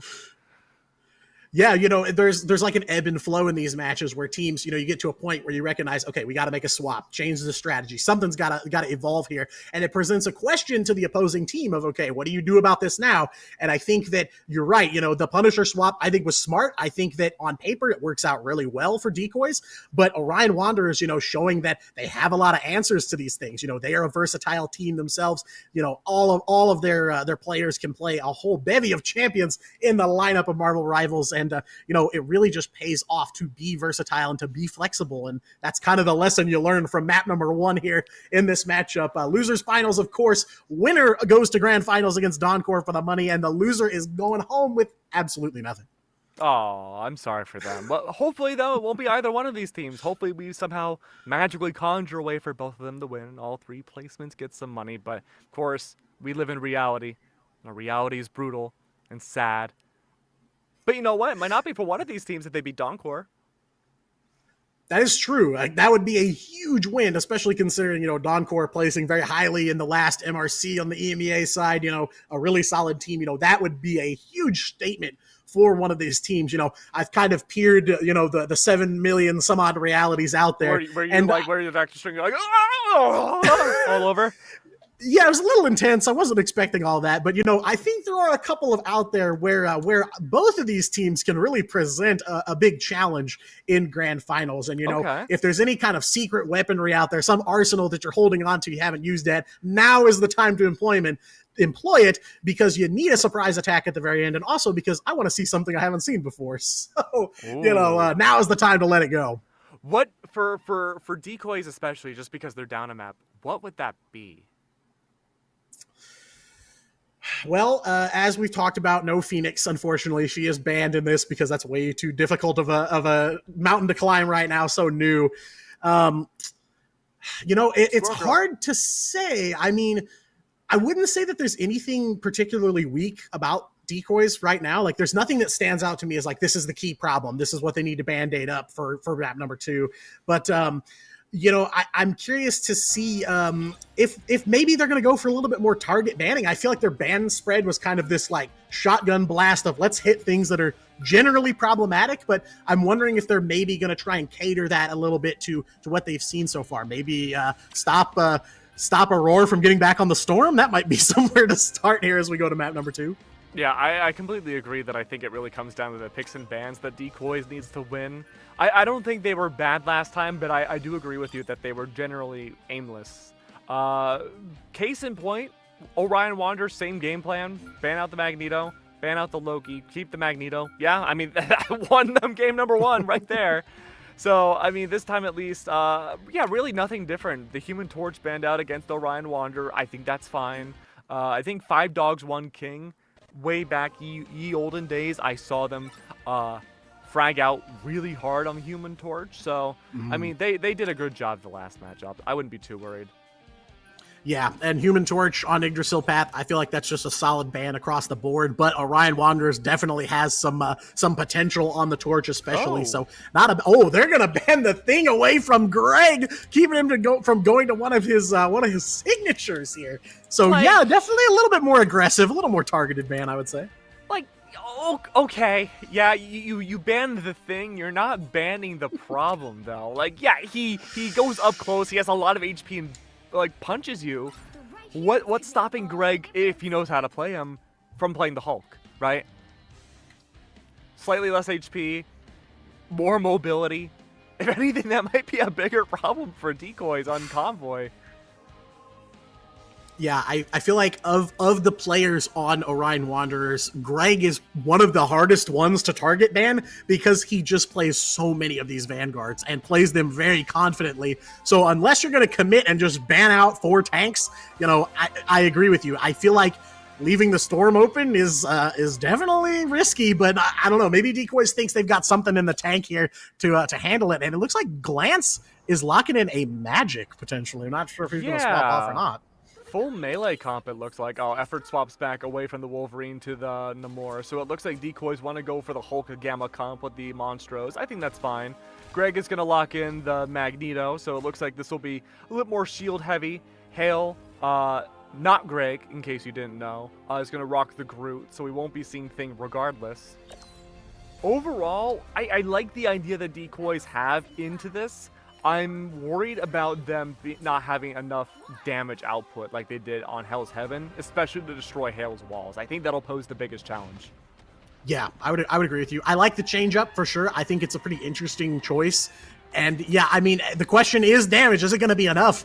And I don't know if I've seen Glance on the Wolverine or not, but there's a big potential here for him to maybe clean up and make it a little easier for decoys here. But again, like we saw in the last matchup here on Yggdrasil Path, and like we've been seeing a lot more lately, defensive teams letting offense walk out to that S curve there at the beginning and then trying to lock in the defense instead of just going straight to the door here as we saw in the beginning of or at least a couple months ago in Rivals, I feel like. You have the Hulk team up too, where Waldo can throw Glance across the universe and hopefully target Aurora and get that Storm out of the sky. That will alleviate things so much for decoys. Effort on the Namor is also set up to be anti-Storm as well. But again, damage output will be the biggest question mark going into this matchup. Duck Awesome needs to apply quite a bit here on the Emma Frost to do so. Only 2 healers, 2 strategists for decoys, one of which is Frenzy. Not the highest healing output in the world, but maybe enough damage to ransack away with the CYA to make things work. They push this convoy. So far though, Diatronic, not the case. Orion Wanderer have had this decoy in spades in their defensive control. Yeah, and at the beginning there, we're seeing some change-ups here. Effort's back on the Punisher. Glance is on the Iron Man again. They made Waldo kind of the center point of the team here, but they put a lot of weight on him, with the Atomic Fastball, Wolverine on Glance, and the like you were saying, the Monstro power-up for Effort taking the Namor. And but Orion Wanderers identified it immediately. They took him out. They put him back to Bruce Banner almost right away, and that was enough to kind of scare decoys off of that comp here. So a little bit more damage on their side, especially if Frenzy's going to stay on the rocket, of course, getting a buff up from his ult 2 here. Ult's already flying here. Effort's got the final judgment, and Lagon's got the fate of both worlds there to try and give him some sustain here, but no real impact against Orion Wanderer. They do manage to close out a roar there, and there we go. They pick up some picks here, and Decoys is cooking now as they pass 2 minutes here. Just 2 minutes left to go as they're closing in on that first checkpoint, that all-important time refresh. But Waldo with a really nice triple there on the Hulk. They jump out ahead on map number 2. I just love the name Waldo.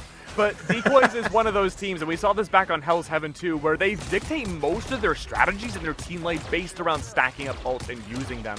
This was a suffering first point for a while off of Decoys, but when Glance swapped to the Iron Man and the Wolverine was gone away from for Effort and Namor, or also on Effort, they were like, okay, this Hulk isn't working for the team ups. We just need to gain distance and gather damage output. So Effort, now a much earlier Punisher swap than we saw in Hell's Heaven, should be able to work with this rocket a lot more just for damage output and find a lot more impact than we saw. And it's working well. Yeah, they've made a lot of progress already here, as this map kind of goes on the ebb and flow here. It's a little more offensive-sided for now, but Orion is going to look to try and lock in here as they move around this all-important corner that we see a lot of offensive teams get caught up on.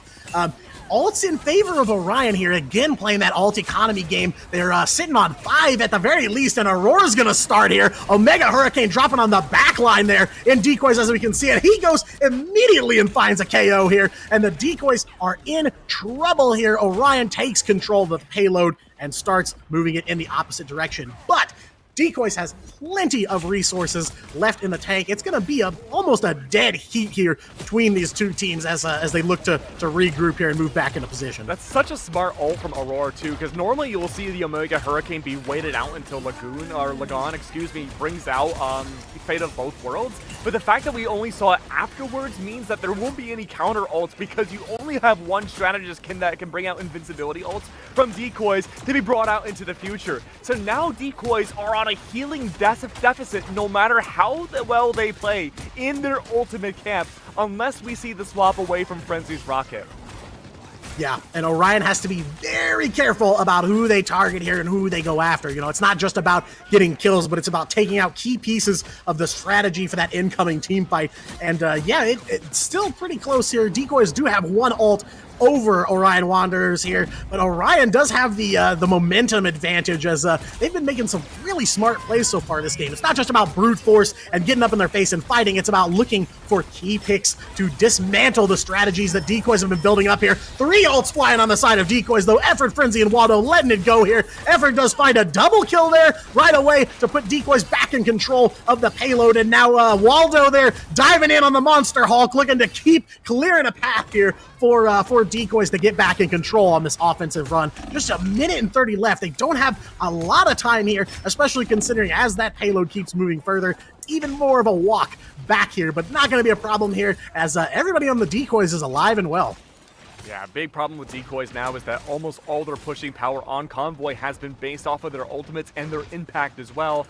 At level and 5 Dogs 1 King both used their very important strategist ultimates, did not find a lot of impact, a lot of deaths regardless on Orion Wanderer's end. There is going to be the LeBron, the Meteor M is out, but keep in mind too, Glance did just use their Ionic Pulse, was not enough to find impact either. Ults once again being used much more liberally from Decoys, and that's the Psionic Seduction off of the Emma Frost, preventing the push up off of this Decoy. Does solidify point number 2 But now the big question is, okay, can Decoys find distance without having to rely on 5 or 6 ults? Yeah, and a lot of questions they're going to have to answer. Only 2 minutes left here as we move into definitely a defense-coded part of this map here, but both teams are going to be playing some neutral game for a while here. Not a lot of ults, but maybe that's the ebb and flow that Orion Wanderers wanted here. Couldn't hold them on point number 2, but maybe they're looking to build some ult charge here and lock in on point number 3 to close this thing out. But Decoys have been rolling strong here. There goes another Omega Hurricane from Aurora, dropping down on the entirety of the team as they're grouped up, but Lagan responds with the Fate of Both Worlds. No real impact there from that Hurricane as that team is going to be alive, and they do manage to find Greg. Effort picks him off as that may turn the tide here, and maybe all effort, the Decoys need to finish this map off. Just a minute and 15 seconds left to go. But Lagoon did use that Fate of Both Worlds, the only healing ult the Decoys have. Now the fact that it was used to the counter the Hurricane means both of these healer ults for Orion Wanderers are nice and sound for this defense, but they have to hold on. There's only a minute left. What can you do with this Hulk? He's been creating so much distance. You have to wonder, Greg, will you be rocking Hulk into the second half? Very much so, a possibility. But you have to keep this hella alive. They don't stay alive. Glance has been finding so much value in the air, and the Punisher is non-existent on Orion's side. There's no counter to him whatsoever. It's Aya Agamotto, freeze in place. Effort is gone, and that's going to be the biggest power of your destruction gone. Now you have 30 seconds left. You have to rely on Waldo. Glance has ult, but can it find impact? What is this? A Black Panther is back? It's closed and condensed, and with no flyers, you might as well. Diatronic, 20 seconds are left. Can Decoys do it? They're running out of time. They've probably got enough for one team fight, if even, but it's going to have to be an overtime touch here for sure as Orion Wanderers quickly takes control back. Again, like a tug of war between these two teams. So evenly matched here, but Waldo is going to drop the Strange Portal to get him back into the fight. If they win this team fight, they're going to close out the map and get 3 points here. But if not, Orion Wanderers does have a pretty good chance here to try and win this thing with no extra rounds involved. And there we go. Duck is letting the Sonic Seduction fly. They do manage to find a roar there. This may be all Decoys needs. One really good pick here. They're in control of the payload. Probably 15, 20 meters left to go. Lagan throws out the Fate of Both Worlds, and they find 5 dogs there on the side of Orion Wanderer. Ed Level in trouble there for a second, but manages to hold on to it just barely. Halev is in trouble too. They are so close to falling here with just a few meters left to go here in overtime. Ed Level and Aurora letting the ults fly. There's no reason to hold on to anything at this point, but the Cloak and Dagger ult going to give them a plenty of sustain here. They do manage to find the Decoys. 4, 5 down here, and that is going to be all Orion needs to finish this off. They prevent the map clear on the side of Decoys, but they have their work cut out for them here after halftime for sure. Absolutely. Last second Black Panther swap provided so much value for Orion Wander. It forced, I think, almost everybody on Decoys to swap off their primary roles, or I should say primary heroes that they were relying on for the first 2 points. I think major exceptions would be probably Frenzy, Duck, and Lagan, but they had no choice but to keep rocking those characters and suffer in the process. Gotta say though, really enjoyed that gameplay from both sides. I'm hoping Decoys don't stack up ultimates as hard as they did on their defense, or on their attack. As they did on their attack, excuse me. But as long as they can stagger it out and have a good economy, I think they'll be nice and fine. Yeah, I could see that. And huge there for Orion to lock in, to prevent that map clear, because now they have every opportunity to close this map out and this set out on this run right here. But they're going to have to get things going right out of the gate. Of course, a couple of swaps here and there. Yeah, like you were saying, the Black Panther swap at the last second, gave him a little bit of a surprise factor that I think the Decoys just weren't ready for there, as it all fell apart for them at the very end.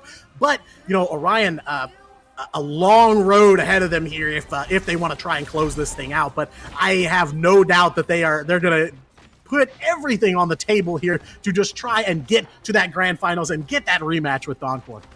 Waldo on the Captain America is going to provide a lot of extra spacing. I gotta say, MVP so far needs to be Waldo of this whole matchup. The fact that he was able to clear so much spacing and pressure against Orion Wanderer at the end of that attack worked wonders. Put him on the attacking side or on the defense. Sorry, the symbols keep confusing me. Is going to provide so much extra denial against Orion Wanderer that I don't know if they're prepped for it. Yeah, I can't remember the last time Orion had to face down a Captain America, and I don't know that I've seen Waldo pick it, but if he's good here, this really could be a wrench in Orion's game here. But already in control of the point, halfway to that first checkpoint in under 60 seconds, so not a bad opening from Orion. But as we get further into this S curve here, Decoys have some more opportunity for high ground and cover. Aurora there with the ion beam from above just to try and put some damage down and get something going, but they find Kvev there, the Decoys do. Waldo takes him down here, and already seems like the cap swap is definitely paying off for him. He's in a little bit of trouble there, but no problem. The Decoys healers are ready to try and keep themselves in this fight here. A minute 30 off the clock as Orion struggles here at the halfway point to checkpoint number 1. A big struggle for Decoys has been damage output. Having the Winter Soldier, having Cap, having the Punisher in the process is going to fix those problems so much. And again, pressure for Orion has been supplied up against them. Having the triple comp that we just mentioned is like a cheat code for a lot of teams. You just shoot where the Cap is meleeing people, and you just have a triple output of energy. Hails and Aurora, though, good for their double ult combo. We see the same as well for the Invisible Woman. Good to alleviate things, at least fairly early on. This has been, once they melt down Decoys, an easier way to get into point number 1. But I don't expect to see any major swaps off this team. Just a matter of focusing the right targets and taking one body out at a time. That should be enough for Decoys to be able to convert maybe a win.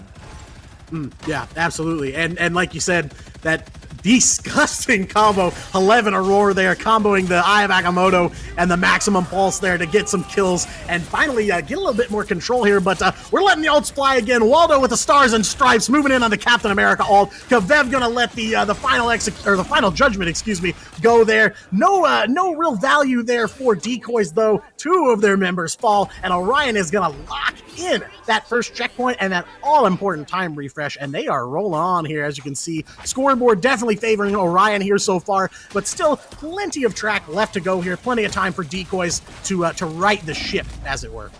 Oh, Waldo on, almost on Greg, on the thing, is going to provide a lot more damage now and have the same exact impact as the Captain America. You're not really looking for 1v1s, off-angling nearly as much. That's going to be more of Effort's job to take those higher levels and try to snipe out people. Kev keeps swapping around different duelists, and it changes the entire identity of Orion's attack.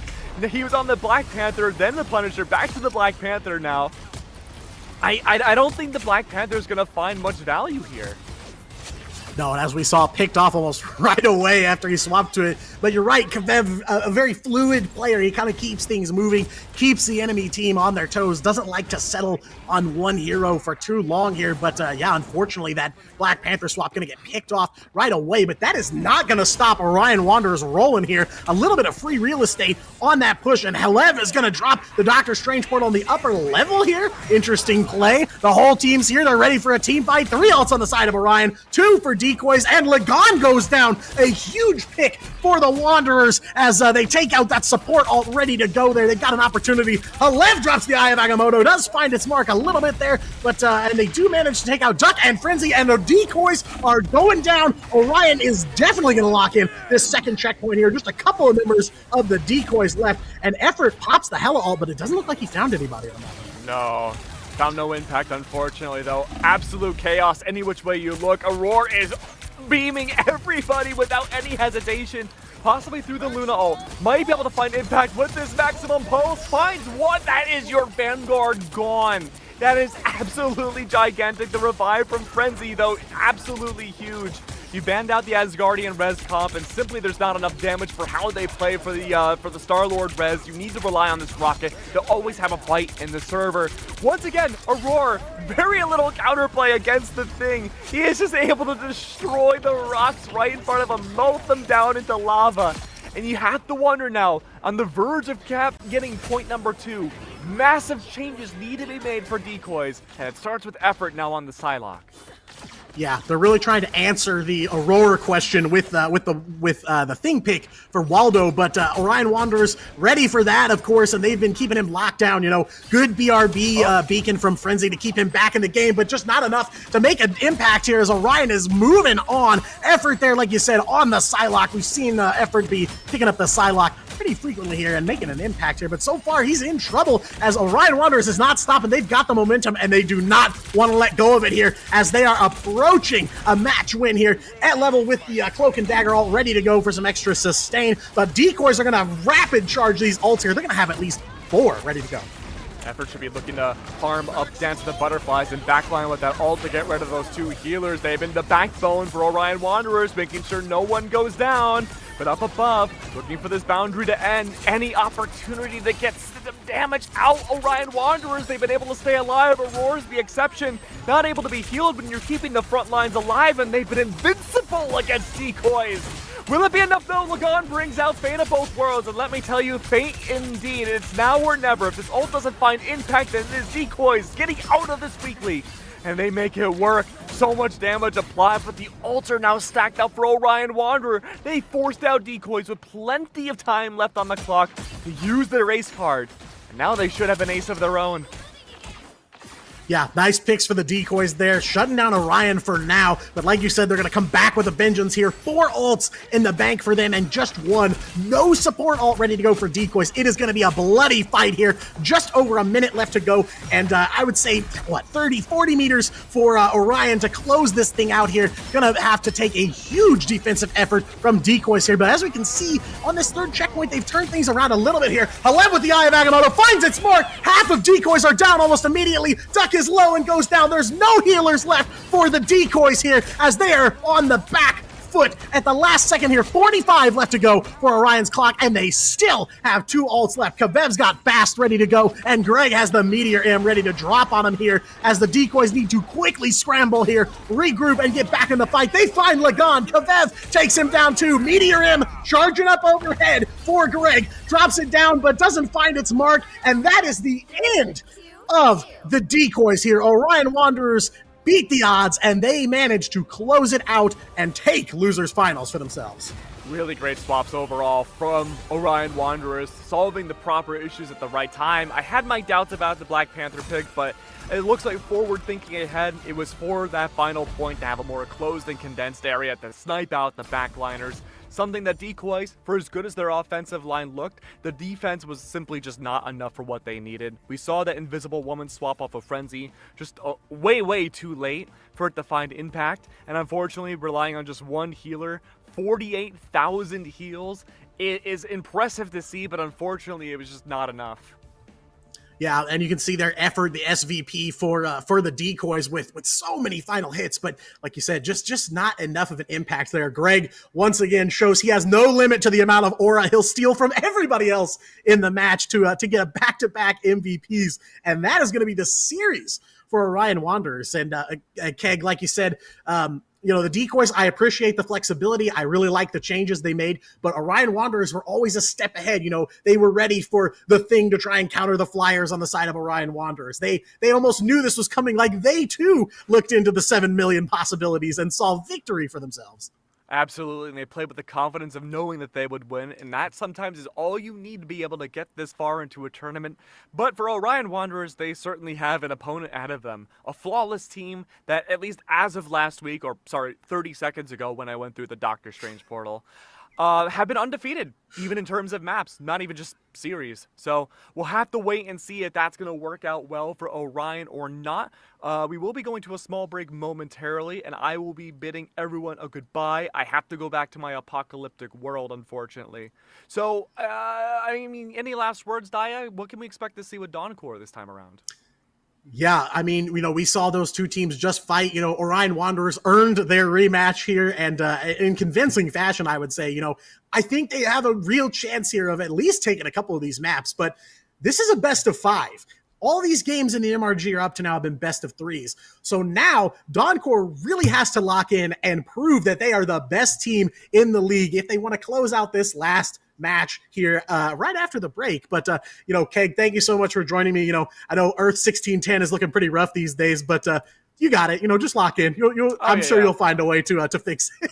It's okay. I only need one simple break. I have to go lock in, and so do you. If you have to go lock in to the bathroom or lock in to get a drink, lock in to do something. Be productive with your day. And also watch the stream too, please. But we'll be back in a few minutes.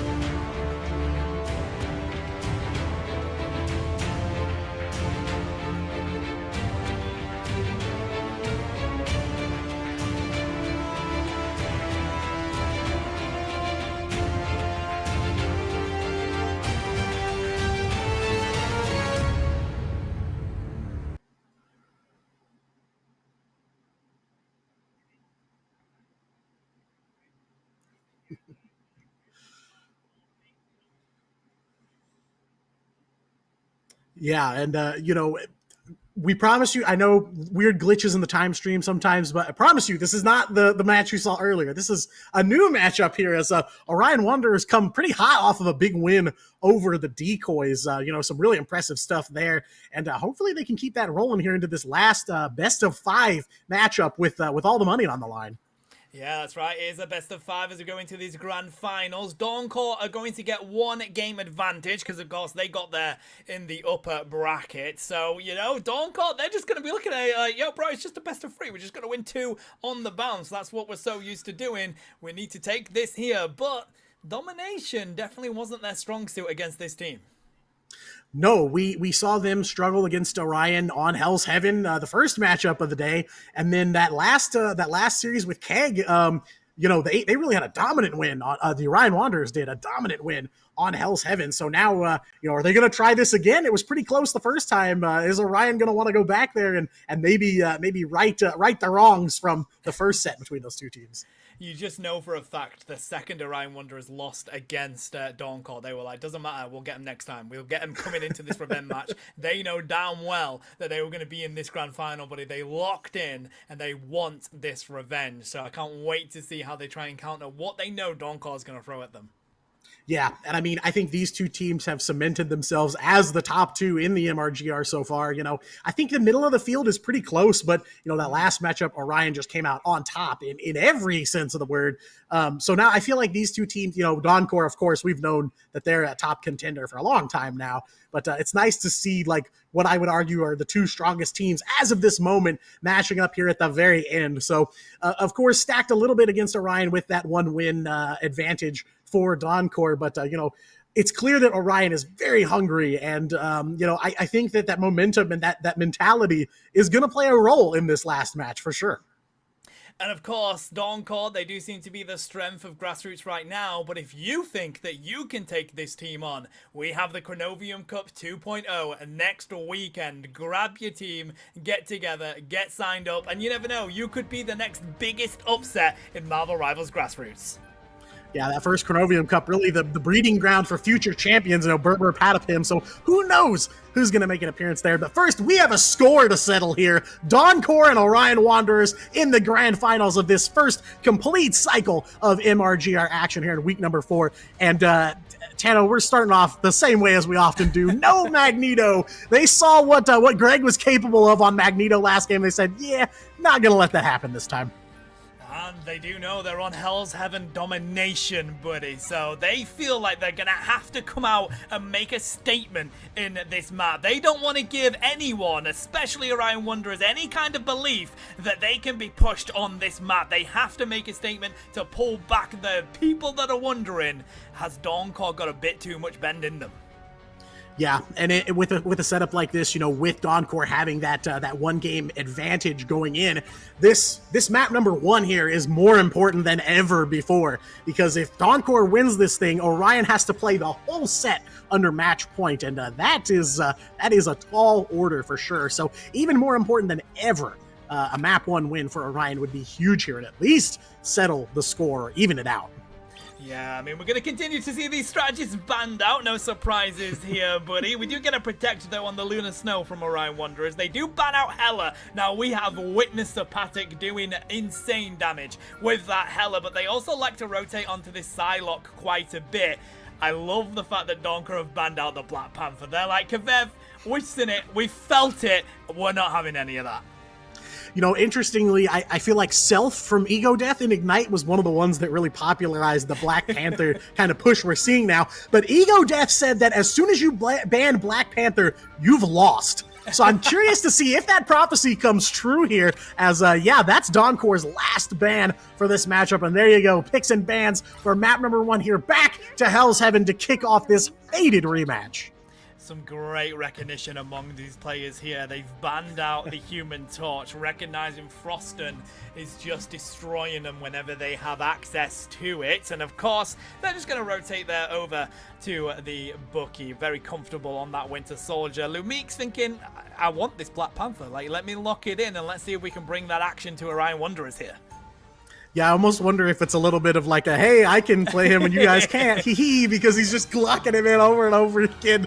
But yeah, I'm curious to see how this plays for Lumique. Been some interesting picks for them this round of MRGR. We saw him on the Mr. Fantastic there, making some plays, getting some bounces in there. But yeah, as we kind of come to the conclusion here, and Doncore's got a little bit of breathing room, maybe we saw a little bit of a little bit content with where they were at the start here, and about stole map number 1 from them this first time. So now they're prepared for it. And the question is, how is Orion going to handle this matchup? With that extra set that they had to play here today, got to wonder how much do they have left in the tank?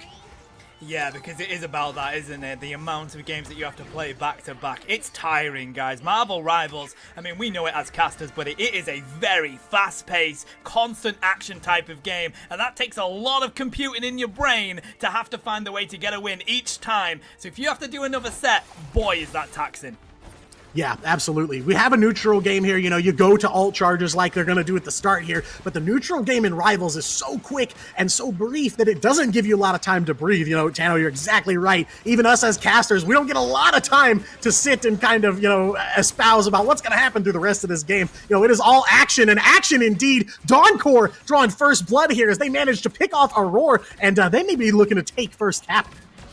Lumique did get a good amount of damage onto the backline of Orion there. Nearly went down, but gets back to their strategies for those heals. And Dawncore picking up where they left off here, buddy. They lock in this objective from the get-go. Push Orion Wanderers around the corner, and now they're just going to try and hold them up at a choke. Yeah, Dawncore have played these games before, just an hour or two ago here, and they're not going to give Orion the opportunity to open this thing up, as now the tables have really turned. We saw in the beginning of Hell's Heaven, that last matchup, Dawncore struggling to get on the board with Elims, but now it's Orion Wanderers that are having trouble here, and we're already back to blows here. Sapatic is going to let the Dance of the Butterflies fly, but he gets picked off. No value there, but they're at least going to trade. 5 dogs on the side of Orion goes down. That was massive, buddy. They even had the bubble from the Cloak and Dagger, but of course they get taken straight away. Here comes the Kraken impact. Kizaru finds the KO onto Aurora, though. And yeah, Orion Wanderers, they've managed to push up a little bit, but again, bend, don't break from Dawncore as they find some quick KOs and still try to hold them at the choke. Yeah, some really great picks there to start off. Already 50% off of that first capture. Lumique looking to get a little cheeky there with the Black Panthers, splitting off with the rest of the team. Gonna put down some damage here as he takes advantage of the ban that they sent Orion Wanderers there in that ban phase. Kavev, though, now on the Hawkeye and's got the ult charge ready to go, and the ults are flying in all directions here. Dawncore responds, Maddie drops one, and a Psionic, so they find Kavev. They get at least one pick here to try and maintain control over this point. Armed and dangerous from Aurora there, drops it down, has not gotten the reset yet, but it looks like, at least for now, it is all Dawncore. Now, listen, this is another reason why Black Panther is so important. We do see them go on with the silence induction. I'll pick that up after all this has gone through, buddy. Kizaru has gone down to 8 level. They're brought straight back in, thanks to the power of that Rocket Raccoon. We do see the Bastille coming on out from the side of Orion Wanderers, looking to see if they can sneak in with some of these KOs, but it seems like Dawncore have got the defense they're looking for. A choke slam, though, onto Lumique. They don't find the KO, though, as the Patrick does on the side of 8 level, and they go in with a Dance to the Butterflies, and now again, Orion Wanderers having to back up here. One of the Vanguards is down. Halev gets stunned. They look like they're going to fall as well. And with that cap on those KOs, they're going to take this first sub-map. Yeah, a very different story here on Hell's Heaven for the second time today between these two teams, as Frozen Airfield belongs to Dawncore this time, and now it's like the shoe is on the other foot, man. We're going the complete opposite direction here. Kavev, no Elims yet, still looking to get on the board here. 5 dogs as well, no Elims for him yet either, but over on the other side, Frostin jumping out ahead here along with Kizaru, both of them picking up 11 Elims in a visceral first point there for Dawncore, showing why they've been considered to be the top team in this series so far. Yeah, and the point I was trying to make on the Black Panther was we saw Lumique jump straight onto Aurora, and yes, they didn't get the KO, buddy, but what it meant is that Aurora had to respond and actually got pulled away from the fight, trying to chase down Lumique, and this is it. You no longer have that Winter Soldier throwing in huge amounts of damage, because of course they get that reset on their primary, buddy. They drop a humongous amount of damage. That's not in that fight anymore, because Lumique has pulled them away and just distracted them long enough. Yeah, really smart plays from Doncor, and they definitely had to be watching that last matchup because I felt like Orion and Decoys was very cerebral, and there was a lot of mind games there, a lot of trying to stay 1 or 2 steps ahead. So Doncor came ready for it, and like you said, yeah, Lumique just dragging him off that point, distracting, letting them continue the offensive charge here that Doncor started with. But we're back into it. Points not even unlocked yet, and Greg and Halev go down on the side of Orion Wanderers. Doncor taking full advantage of the momentum they built up here. Half of Orion Wanderers is down, and they are in trouble here. Looks like they are going to that res comp though here, as they try to find something to stick to the wall against Doncor.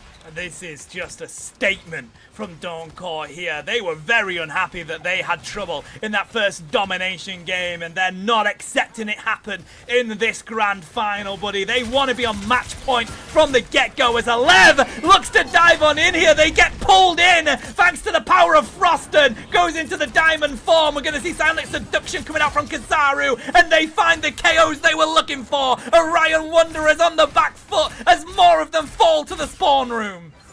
Massive value. Kizaru using that Psionic Seduction there, but cleaning up most of the team. They managed to find Greg too. Kizaru takes him down too. Again, one of the best Irma Frost players out there, showing what he can do in this matchup from frame 1, right out of the gate here. Doncor a little bit behind in the ult economy game here. Maybe that's the chance for Orion to get in there. Aurora does go for the maximum pulse, but he gets picked off, and Greg follows him to the grave too. More than 50% captured for Doncor on point number 2 of Hell's Heaven.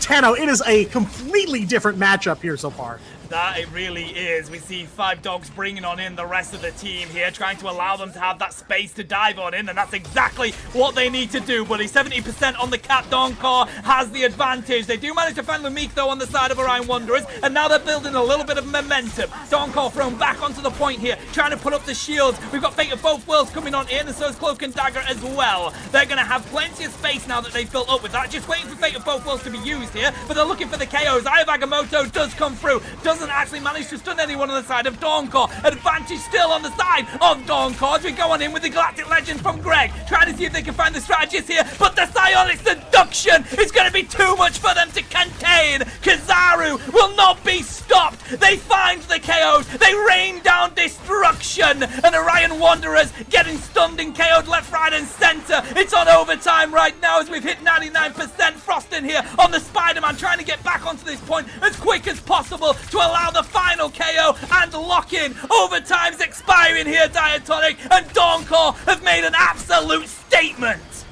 But Orion's not giving up yet, clinging to the ledge of the cliff, but just not enough time for them to get back in there. And Doncor lets them know, we gave you too much in that first matchup, and we're not going to make those mistakes again, as Doncor closes out map number 1 of this set. And because of their winner's side advantage, they are now on match and tournament point here for the money. And Kizaru, again, the vanguards of the MVPs of today, man. So many tanks on MVP, and Kizaru definitely earned that there. 25-1, the final KD for him, and man, just an insane matchup here. Look, single digits across the board for Orion Wanderers, and not what you want to see here in the grand finals. Buddy, it's officially match point already for Doncor here. Now, what that means effectively is that Orion Wanderers have one of the most difficult things to do in esports. They have to pull off a reverse sweep if they want to come away today as the victors against the champions of MRGR. It's a huge ask. It's a huge ask for teams competing at the top level of Ignite, let alone a team here in the Grassroots League. You know, they're facing off against an MRC top finisher here, and they are staring down the barrel of a shotgun that's loaded and ready to go off. You know, it's a complete flip here. You know, what we saw before was an Orion Wanderers that really could take Doncor to task and kind of put up a major fight here, but now they're really struggling right out of the gate. So yeah, you know, now the question is, after all the matches they've played today, after all the maps and the insane clips that they've gotten here, can they win 3 in a row to turn this thing around on Doncor at the last second? Listen, if I know Doncor, I guarantee you now, buddy, that with that little bit of break that they had in that grand final, they've gone back to the VOD against them in the semis, and they were like, let's look and see why Hell's Heaven didn't go our way in that previous set, and let's see what Orion Wanderers want to do and implement a fix. It seems like they've just patched the weaknesses that they had on that domination match, buddy, and just came out and really made a massive statement. We talk about the advantage of having momentum. This is the biggest amount of momentum we've seen Doncor get coming into this on match point in a best of 5 grand final already. Yeah, and I mean, you know, on the side of Doncor, you know, that momentum can lead to complacency, but so far, firing on all cylinders on map number 1, they put themselves in a great position here, but I wouldn't count Orion out just yet. They pulled out a lot of tricks, even in just that last set in the lower bracket finals, so now the question is there anything left in the arsenal they haven't shown off yet, or something that they can use to maybe surprise Doncor and break that momentum? I think that's task number 1 here. They have to get some momentum back for themselves, because right now, they're kind of just spinning the wheels at this point. Yeah, and it seems like banning the Black Panther might have been a good call there from Doncor. They definitely had a good way of trying to be able to use it themselves, and knowing that Orion Wanderers were left with that little bit of weakness, because they love to cause that disruption in the backline. It seems to work for them in multiple games, and it seems like that is where they could catch Doncor out, because they don't enjoy having to deal with that kind of play. Yeah, I fully agree. You know, Doncor's execution was great, as it's always been, but they really set themselves up for success in that ban phase. I mean, they really took a couple of high-value targets out for the side of Orion Wanderers and made it that much more difficult for them to mount any kind of offense, really. So now, you know, back to the drawing board here, you know, who do we bring out? You know, is there a hero that somebody hasn't played yet? You know, Greg can't get that Magneto, so who does he go to next in this matchup here? But, you know, just a lot of questions still remaining on the side of Orion Wanderers. A lot of questions of what do we do to surmount the insurmountable, at least as far as it seems so far. This must be how it felt going up against VP for so long in the EMEA region, bro. It seems like, for me, I mean, of course, from the picture that we're looking at it, it's like Doncor's baby VP in this MRGR weekly, but they've not lost a single map going into this. Like, yeah, they've lost sub-maps, but they haven't lost a single map in all 4 weeks, mate. And that is just such a massive achievement. And, you know, Orion Wanderers, they feel like they're just on the edge of being able to take a map away from them. And that's when the snowball starts to happen. We've seen it happen with VP. They started to lose a map, and then they lost games, and then they lost sets. So it's one of those where things happen so quickly in Marvel Rivals, and teams put in so much time and so much effort that it seems like they get closer and closer every single week that we end up competing. Yeah, and like you said, Doncor haven't dropped a map throughout the entirety of this cycle of the MRGR, so we haven't seen them put in that position where they're a map down or a map behind. So the question is, how do they respond to that? You know, they're a team that doesn't let something like that cause a total breakdown, but we may see them on the back foot here as we move on to Spider Islands for map number 2, match and tournament point for Doncor as picks and bans get underway. And interestingly enough, we saw this in the last series too. We've got an Emma Frost ban from Orion Wanderers and a Magneto ban from Doncor this time. So Kizaru and Greg trading some shots back and forth here. I like it, buddy. And of course, Doncor recognize if we're not going to have Emma Frost, we absolutely, as you say, need LeBron on the field. So they protect the Magneto over on that side, make sure that they get the protect on the Emma Frost on the side of Orion Wanderers. So we have pretty much a Vanguard battle going on here already. Yeah, very interesting. And following that up with a Hella ban too, of course, to keep that off of Sapatic over there on the side of Doncor. So a little bit more target manning here, a little more aggressive here. You know, Tano, before we got into this pick and ban phase, you pointed out Doncor's like the junior Virtus Pro of the MRGR, but we saw that Virtus Pro were not bulletproof. You know, they did crumble when they were beaten. So I think, you know, the first thing Orion's got to do is just take a map and see how Doncor responds to that. And at least as far as the picks and bans go, a little bit more deliberate on the side of Orion. So that may be just exactly what they're trying to do. Yeah, and I like that, buddy. I like the fact that you have to adjust your strategy when you are in a position that Orion Wanderers are at right now, and I like the way that they're doing it. You've got to change things up a bit. Try and target Doncor a little bit more. You've got to try and make them uncomfortable. And this is it. Doncor are a massively flexible team. They can play so many different heroes and villains in this, especially multiple people playing different roles. But that doesn't mean you have to allow them to have their most comfortable roles. Ban the Emma Frost, take away these characters like the Hela, and make sure that they're not as comfortable as they possibly could be, and see where that makes you with you going into this game. Yeah, 100%. And sometimes, a lot of teams will just opt for what are common meta bans just to stop, the big heroes from getting played. But sometimes it really takes that particular meticulous banning to really get an advantage. We saw Dawncore do it to Orion last time, and they're doing it here again, sticking with that Black Panther ban as picks and bans are in. We're locking in the teams here. Greg going back to the thing, of course, as the Magneto is still not available to him here, but Kizaru is going to pick up the Magneto. And Tano, I think even back as far as week 1 when you and I were here for the first time, we saw Kizaru with some plays on Magneto as well. It's not just Emma Frost for him. Oh, without a doubt, buddy. What I am excited for here is this Human Torch matchup. Froston going at it with a Raw in the air to see who reigns supreme, buddy. Sapatic gonna go back to the Black Widow here. I like that approach. They've got a lot of squishies on the side of Orion Wanderers that they can try and go for. And the thing is, Sapatic doesn't necessarily just sit back and get those snipes in with Black Widow. They go up close and they get really involved in that action.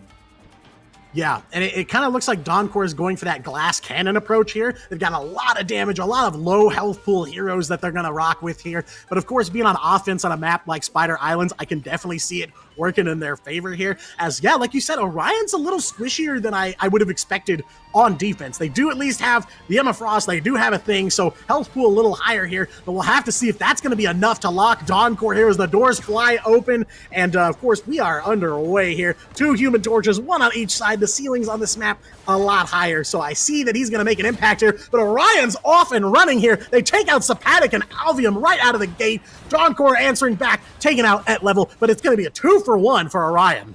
Yeah, and it's all going to be about playing around Magneto here. Kizaru being that core tank, trying to draw that attention to them so that Froston and Lumique can do exactly what they've just done. Froston, completely uncontested in this air, has found the KOs, buddy, and then Lumique just has to come in and get the strategist. And now, Dawncore fighting all the way up at this first checkpoint already, just allowing a couple of people back on that payload, holding Orion Wanderers at this point, doing exactly what they do best here, buddy, and getting those stalls. Yeah, a wild push. They're all the way fighting at that first checkpoint door while the cart's still 2 miles back the other direction. So really aggressive stuff from Dawncore here as they just try to clear that path, and clear it they will here. More than 3/4 of the way to that first checkpoint in just over 60 seconds here. Froston cooking on the Human Torch, takes out Aurora here. Halev's looking low. A lot of Orion is looking low here, but heals on point. They're able to bounce back, and the damage is mitigated here. But Dawncore now sitting on that first checkpoint, and a huge time refresh for them in the waiting here. And now Orion is falling. 3 members down, 4 down. That is definitely going to be a secure for Dawncore here. Orion aced, and Dawncore will get that all-important checkpoint number 1 as they are rolling strong out of the gate. Buddy, there's playing aggressive and then there's playing Dawncore. That is absolutely ridiculous out of the gate there. Sapatic in the middle of that action. This is meant to be a sniper rifle, buddy. No, this is how you play Black Widow. Straight up on that point, causing absolute nuisance. And the maneuverability that Sapatic is throwing on out here, they're so difficult to catch. They've got 5 people throwing damage at them, still refusing to go down with the heals from Alvium. Buff Black Widow? Nah, just lock in is what Sapatic says here. Really crazy mobility there. You don't see a lot of Black Widows, so great to see so successful there as Dawncore builds those ults like crazy, and it is an offensive tear here as they take out 3 more of the Wanderers here. And man, Dawncore just locked in more than ever. They can taste that win here just right out of their fingertips. Half of the map already cleared, and still 4 minutes left to go for them, but Orion trying to answer back. They find Lumique, and they find Froston to try and stay in this fight, but man, 3:45 on the clock and more than half of Spider Islands cleared. It's a tall order for Orion. You know, it really is, buddy. I mean, there is these moments where we see Donkor really pushing on up. That's the difficulty of trying to continue with this aggressive momentum, is that you do end up in positions where you lose a little bit of support on your team. We see Sapatic throwing out the ultimate here, trying to lock down those KOs. They find one. Hasn't found the second yet, but it does mean Halev has managed to get into the backside, nearly taking down Luna Snow, but Fate of Both Worlds is going to come on out. Maddie there, saving the team as Lamik dives on through. We get every ultimate coming out here as the Seer comes from Five Kings as well. Doesn't give them that much protect though. 0.43 meters on that payload. Pushed on back as well on the side of Orion Wanderers. They do have the Vanguard sat straight on it. Still looking to see if they can take them down here on the side of Sapatic. If they do, that's going to be the cap. Comes on through. 4 minutes on that clock. Wow, insane time bank for Donkor here. Of course, this is kind of a difficult track here for offensive teams, you know, moving in and storming the castle, as it were. It can be tough, but Donkor, with that momentum, man, I can see this not being nearly as difficult as it often is here. Lumik back on the Black Panther here once again, just trying to make some cheeky plays, getting in the back halls of this last bit of the map here. And yeah, you know, gonna have to play some neutral game here. Orion in control with the ult economy at least. Maybe the opening they need to start shaving some time off from Donkor, but again, you know, that time bank just keeps building up over time, and even if they lock in some defense here for a little while, they still are going to have to clear a majority of this map after halftime. It's a lot to ask, but Orion is looking to rise to that challenge. They do find a few picks on Donkor here, taking out half the team, so a little bit of a shift more towards Orion this time.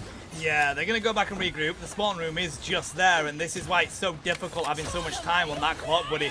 Defending here is very difficult with that much, because you do see the dance of the butterflies. Does connect on one KO. At level finds Kizaru as well, but again, 3 minutes left on the clock, buddy. They regroup, they can come back in. They're just waiting for their ultimates to be here, and it's that one push with ultimates that can make the difference for Donkor here. Yeah, and they're about to have it here. 2 ults all ready to go and 2 more waiting in the wings for him. Sapatic's going to let the Black Widow go here in just a second. Kizaru's not too far behind with a Meteor M, but Orion's building ults pretty quick too. Kavev goes down, picked off. No Winter Soldier for them, and Greg is looking low too. At level falls. They're running out of heals here. Orion is in trouble with just under 3 minutes still on the clock for Donkor and 3 ults for them too, as Orion, man, they are looking to be in some trouble here on defense. Just a little bit more for Donkor to go, but Aurora there picks him out of the sky on the Psylocke. Nice kill there on Sapatic for Orion, but again, just not enough to shift the momentum in their direction as Donkor finds Aurora. Now we're going to see all these ultimates coming out here, buddy. Psionic Seduction comes through. Supernova coming through as well. They've done enough to disrupt those Supernovas coming on down. Reduces that AoE damage. Choke slam onto the Mantis here, but they're going to be able to pop out their ultimate. All of it being used on the side of Donkor. Fate of Both Worlds is going to come through, but so is the Goddess of Death by Greg. They're going to rain down and find the KO onto Sapatic. No longer having that huge amount of damage coming on in here, but it looks like Donkor are finding a couple of the picks that they're looking for. It's going to be a triple on the side of Greg, and they have just saved this game for Orion Wanderers. They've got just under 2 minutes to hold this off though, and we see Froston trying to put in the shift, holding them off with the Vanguard ability with that portal, but again, thrown back into the spawn room, buddy. Kraken Impact is going to come out here from Kavev. They try and find the KO, but they're defeated by the power of dark magic,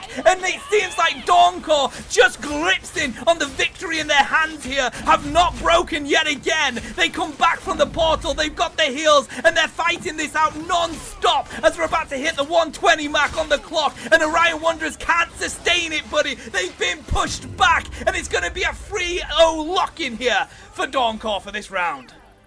Wow, really nice job by the Orion Wanderers, shaving a lot of time off of a massive time bank there for Donkor. But again, as we've seen over and over, Donkor rises to the challenge, and now it is do or die for Orion. They're going to have to at least tie. We're going to go to extra rounds if they want to close this map out. And again, they are still looking for their first map win in this set. Meanwhile, Donkor, with that upper bracket advantage, they are on tournament point here. The pressure is on. I mean, at this point, it is like a powder keg in their heads, and now no stops can be pulled here. Everything's coming out on the table at this point. If there's something they've been holding on to, now is the time to let it go, because Chano, the door is quickly closing on them. It really is, but it's only a slight bit here. It only takes one stop for Dawncore, and they will take this 4th week of MRGR. They took week 3, week 2, week 1. They will win every single week without dropping a single map, and that is one heck of an achievement to put on their resume as they look to get sponsored to dive into a little bit more of this Marvel Rivals action. Looks like level may have just disconnected at this moment. They should be able to get back in before this all kicks off, but we'll keep an eye on that, buddy.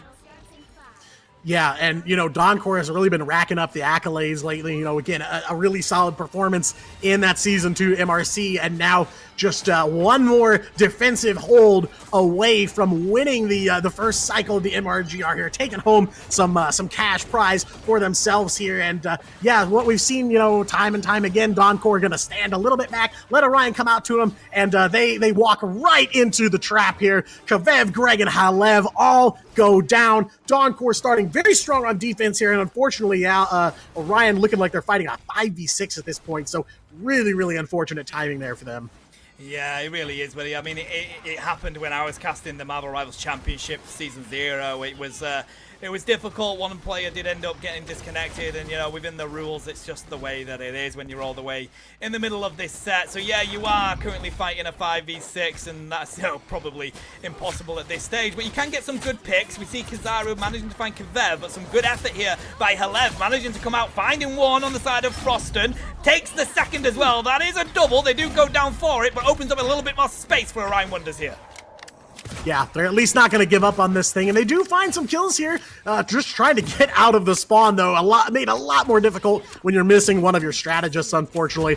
And, Dawncore, Sapatic there, just moving up on that Black Widow, just sticking to it here. It's really worked out for them so far in this game. Again, lot of mobility on that hero. So, yeah, they find Halev again. They find Kavev and Aurora. The whole team's going down there, missing a healer, sorely missing at level in this last map here, potentially for this matchup. Really just unfortunate stuff, especially considering they've really put up a fight throughout this whole, the 4 weeks of competition, even in today's matchup. So, yeah, you really hate to see it. I mean, the thing is, with having Sapatic on the field, with that KO damage, you need 2 strategists to really try and deal with that damage coming in, buddy. So you're already massively on the back foot. It's easy KOs for Sapatic, and that's exactly what they've done. They have gone down here, though. Greg, with a good clobbering time, managed to find some good important KOs, but they're going to fall back. Aya Agamotto is going to come in by Kizaru and get absolutely halted. No, says Orion Wanderers. They dive on in here with the Dance of the Butterflies. Going to be blocked out by that Fate of Both Worlds by Matty, and completely uncontested on this payload here. Yeah, level has managed to get back in. Ultron on the field. Is there enough time here, though, Diatonic? I don't know. It's a lot to ask. I mean, I think the Ultron pick is not a bad choice. Get a little bit of more damage out of a strategist here, but they just got to get something going here. At least about halfway to that first checkpoint, so maybe they can go for a time refresher. I mean, it would be huge if they start turning this thing back around. But I think level may have gotten lost in the same portal that Keg came through earlier, honestly. But at least, good to see that Orion's not giving up on this thing yet. They're going to hold on to anything they get here. But Sapatic is going to respond. Some more picks there. Takes out Greg. A double kill for the Black Widow there. Oh, looking for Ultron as well. Not happy with them being in the sky. Sapatic has their ultimate ready to go. They do see the sticky time coming on out from Spider-Man here. Does manage to find some good KOs. Aurora is going to do the same as well. So a good approach by Orion Wanderers, but we're under 40 seconds now. He is now on Nether. Halev ready with a Goddess of Death, trying to see if they can pump this damage into Hulk. They do go down into Bruce Banner, and once you're Bruce Banner, back to the spawn room you go. Dawncore on a little bit of a back foot now, buddy, but 30 seconds on the clock. Yeah, I guess they weren't expecting level to come back and start cooking there. But Orion does find some kills here, and they're making some progress. Probably going to take at least another team fight here. They may not get the opportunity, though. 3 members down, going to be walking back from spawn. 5 dogs goes down, 2, and Dawncore is firing on all cylinders in spite of the disadvantage on the side of Orion here. 3 seconds left to go on the clock. We're going to be going to overtime, but they're not out yet. They're going to hold on to whatever they have left here. Orion looking to maybe regroup and get one more shot at pushing this thing to that first checkpoint, and then we'll see what happens from there. I'm not sure whether that was needed on the side of Aurora. The Dance of the Butterflies could have probably waited a little bit longer. You do see clobbering time coming out here from Greg as well, managing to get a bit of a stall, but the rest of Dawncore are now here. Sapatic literally in the face of the Thing. The thing is, they're not concerned about it, buddy, as they find ridiculous KOs. That level is taken as well. And there we go, chat. Dawncore, not only your winners of the MRGR Week 4, but your complete winners of the MRGR for every single week. Yeah, the untouchables, as it were. No maps dropped throughout 4 weeks of competition. An absolutely insane feat for them. And Tano, I think this may be the first time I've ever seen a Black Widow MVP in Marvel Rivals, but 43-8 for Sapatic to close out the series. And again, you know, at the beginning of the day we said it, now I'm saying it again, it is all Dawncore here. You can see the stats there. Orion, you know, Aurora really trying to put in some work for the team there. 23 elims and 10 final hits, and Halev too putting in some work. 10 final hits for him, but just not enough. A heartbreaking finish for the Orion Wanderers here as Dawncore seals the deal and emerges the first MRGR champions. Bro, I'm sorry, right? We need to get that clipped and throw that into the Marvel Rivals Hall of Fame. Sapatic with 29 final hits, an MVP on Black Widow. I don't think we're going to see that again. Absolutely incredible play by that team. But the Orion Wanderers, they take second place, but they do get some of that prize money. And of course, they can hold their heads high because in that 4 weeks of competition, they improved and they vastly improved. They did manage to push Dawncore, and it's such a shame that they ended up losing that level for quite a bit of that match, because that honestly felt like it was going to be the set to watch. We were on the edge of our seats, buddy. I was having to take so much water with how much action was going on in that. So it's such a shame that that's how it ended. But Dawncore all day, all MRGR, they have been the team that bends and refuses to break. Yeah, I'm right there with you. My water bottle's empty, so refill time for sure. But yeah, you know, nothing really to be disappointed in for Orion Wanderers. I think we talked about it during week 1, and almost everybody that's been in the booth for MRGR has talked about it. But a big point of an event like this is for teams to get some experience and improve. And I think in that regard, Orion has won a lot here. So nothing to be disappointed in at the end of the day. You know, they even showed some signs of life after at level came back, and you know, in those 7 million possibilities in those universes out there, there's one where no disconnect, and maybe they ended up winning it. But no, Dawncore will take the day here, fucking this thing up, and they'll walk home the champions of this one. Champions are well and deserved. And of course, we talk about experience. You want to get some experience yourself viewing this. You watched this and thought, you know, that Black Widow Sapatic, I reckon I can do something like that. Well, join us next week and show us exactly how you can do that, because we have the Chronovium Cup 2.0. Get involved and let's see if you can take away that $500 prize pool and the 12,000 units that will go to the winning team. Check that out on the INGAGE socials, on X or Twitter, whatever you like to call it nowadays. Either way, it has been an absolute blast covering this Marvel Rivals Grassroots Weekly. It's been a pleasure doing it with you again, Diatonic. And trust me, we will be back for some more of this action, which there's just a lot of Marvel Rivals stuff going on now. You got MRR, you got MRC. It's kind of hard to squeeze this stuff in, right? Yeah, I mean, it's a young esport, but it's a very busy one. You know, if you look at the community tournament scene, you know, we've got things on the collegiate level. We've got things on the grassroots level. We've got the Ignite competitors competing in teams. There's just so much going on in Marvel Rivals esports right now that it's hard to keep up with it all. But keep it tuned to Engage, because you may see the next Berber Patapim in the making in that Chronovium Cup too. Rightly so. So a huge thank you to everybody that came and watched this. A massive thank you to all of the teams that took part. And of course, our champions Dawncore and our runners-up Orion Wanderers. A massive thank you to our production team. It would not be possible without them in the backside. We've got Noah, we've got Yash, we've got Zen and Angry. And of course, our amazing casting colleagues here, Diatonic and Keg Shouts, that joined us earlier on. And all the other weeks as well, we've had plenty of casters here. It's been kind of a journey for us as well as these teams. So a huge shout out to everybody that has taken part. Any final words from you, Diatonic?